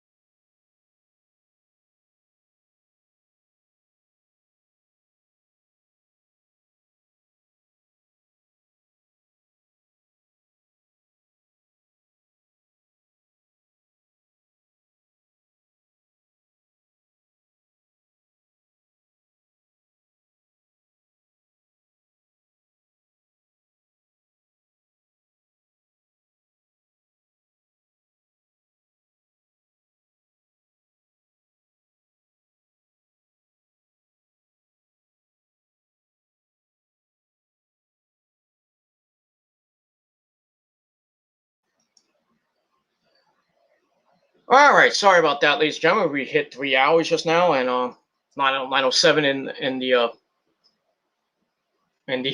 at night, and I can't watch SmackDown because their satellite's gone. That sucks. And now the Mets scored 3-2 in the bottom of the sixth. That game's probably going to be ending soon because of the rain. That's that. All right, so where was I before we finished off? All right, we'll get to that, and we're going to finish up right now. Okay, so like I said, Charlotte, Charlotte giving her giving Andrade a blowjob. I guess, I don't know. She's happy for his debut on that, blah blah blah. And speaking of wives, Selena Vega couldn't be any prouder of her hubby Tommy End's debut on AEW. So we got that. And that's pretty much it. Yep, that's it. That's all I'm gonna say. I want to get to Dark Horse's hangout video. So let's do that. All right, so we're gonna end up shop right now. I know I wasted a lot of time on StreamYard, but it is what it is. Let's quickly get to some comments from Nick here, and that. All right, so Nick says we already know who is taking Bayley's place against Bianca. It's gonna be Carmella, and she had a promo, and I don't know what happened after that since the satellite went off. Maybe Sasha came out. I don't know. So maybe I'll just watch the WWE YouTube channel, or maybe maybe my satellite has it when SmackDown goes off the air tonight. I can rewatch, and maybe hopefully it didn't it caught it. If not, then oh well. Anyway, so next week on SmackDown, in front of live Belgians and live fans in Houston, there'll be Bianca Belair defending against Carmella. So so Carmella gets a shot at the title, and then she goes to Money in the Bank to possibly get the title, get the Money in the Bank briefcase for a third time, and possibly get another title shot at Bianca. So who knows? Who knows? But we'll see.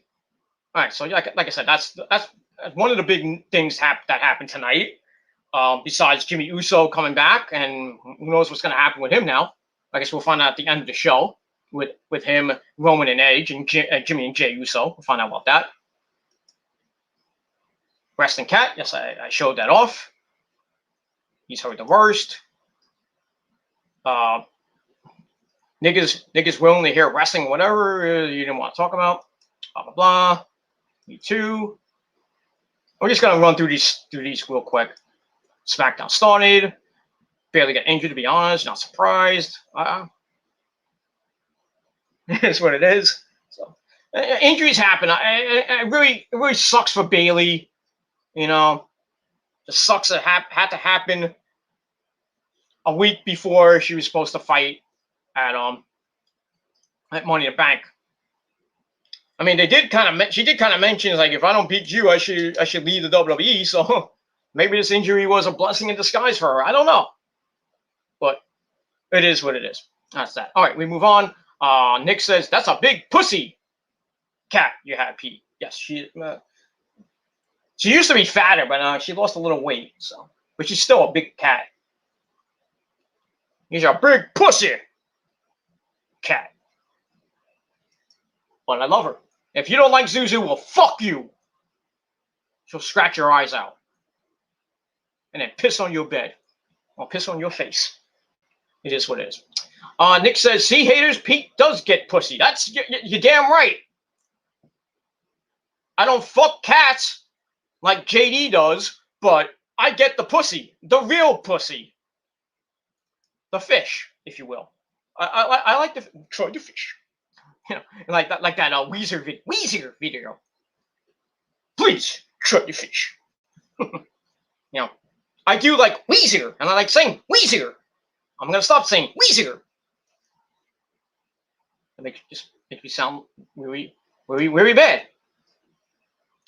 But we'll move on. Nick says maybe Sasha can come back. Money in the Bank. Yeah, she's coming back next week. Hopefully. If she doesn't, then I guess it's gonna be at SummerSlam. because like I said, Liv Morgan's gonna be gonna get into the Money in the Bank. I think she'll be entering number 7, and Sasha will be entering number 8. She'll be announced next week. But if it's not Sasha, then I don't know who will be number 8. It's either gonna be Tegan Nox or maybe either Tegan Nox, Shotzi, Tamina, and Natalya at this point, or maybe Eva Marie and Doudrop. God forbid. But I can't because it's got to be a SmackDown star. So it's got to be one of those 4 ladies I mentioned. Sasha, Tegan, Shotzi, or Sasha, Tegan, Shotzi, Natalya, or Tamina. One of those 5 people are going to be the last women SmackDown entrant in the women's Money in the Bank ladder match. But I'm putting my money on Sasha. So I'm rolling the dice and I'm all in, baby, with Sasha. Nice. Awesome shit. That's Shotzi and Tegan appearing on SmackDown. It's awesome. Good to see Jimmy sober. Who knows if he is sober? He's probably still drunk. It is what it is. Live reaction. Yeah, I did like a 1-hour reaction. So, but I'll still talk about it on my SmackDown review later tonight. That's coming way later. Probably another couple hours. Yeah, Slurpees are better than Slush Puppies. Just to say. Titus must be looking for new employees for his catering. Oh boy. He doesn't pay him either. Pays him cookies. Anyway, SmackDown's turning to shit, and it started to turn to shit. I think it is shit because now that you know, especially with that the reveal that Carmelo's gonna freaking fight Bianca for the belt next week. It should have been Sasha. I'm sorry, it should have been Sasha. Let Sasha get the title shot and then get put in the Money in the Bank match. They hold it off to, like they did a couple years ago. Remember when they had the match and then they had a mystery opponent, we didn't know who it was, and then Brock Lesnar comes out as the mystery guy. They waited all show for it, just about, and then Brock makes his appearance. So why did they do that with Sasha? Have Sasha lose next week to Bianca for the second time, and then we don't know who this mystery person is, but we think it is Sasha. Sasha comes out, wins Money in the Bank, and then she comes on the next SmackDown the week after that, which is going to be in Miami, by the way. So that's nice. I thought they were going to go somewhere else, but they're going to Miami for the SmackDown after this next SmackDown. So in 2 weeks, they're going to be in Miami for the July 23rd show. That's cool. I thought they're going to be in Miami later, but I think it was like September or something like that. But I guess not. So we got that. So yeah, I would have Sasha should got the shot. Should have got the shot. Lost on SmackDown. Reappear at Money in the Bank, win Money in the Bank, and then cash in at SummerSlam.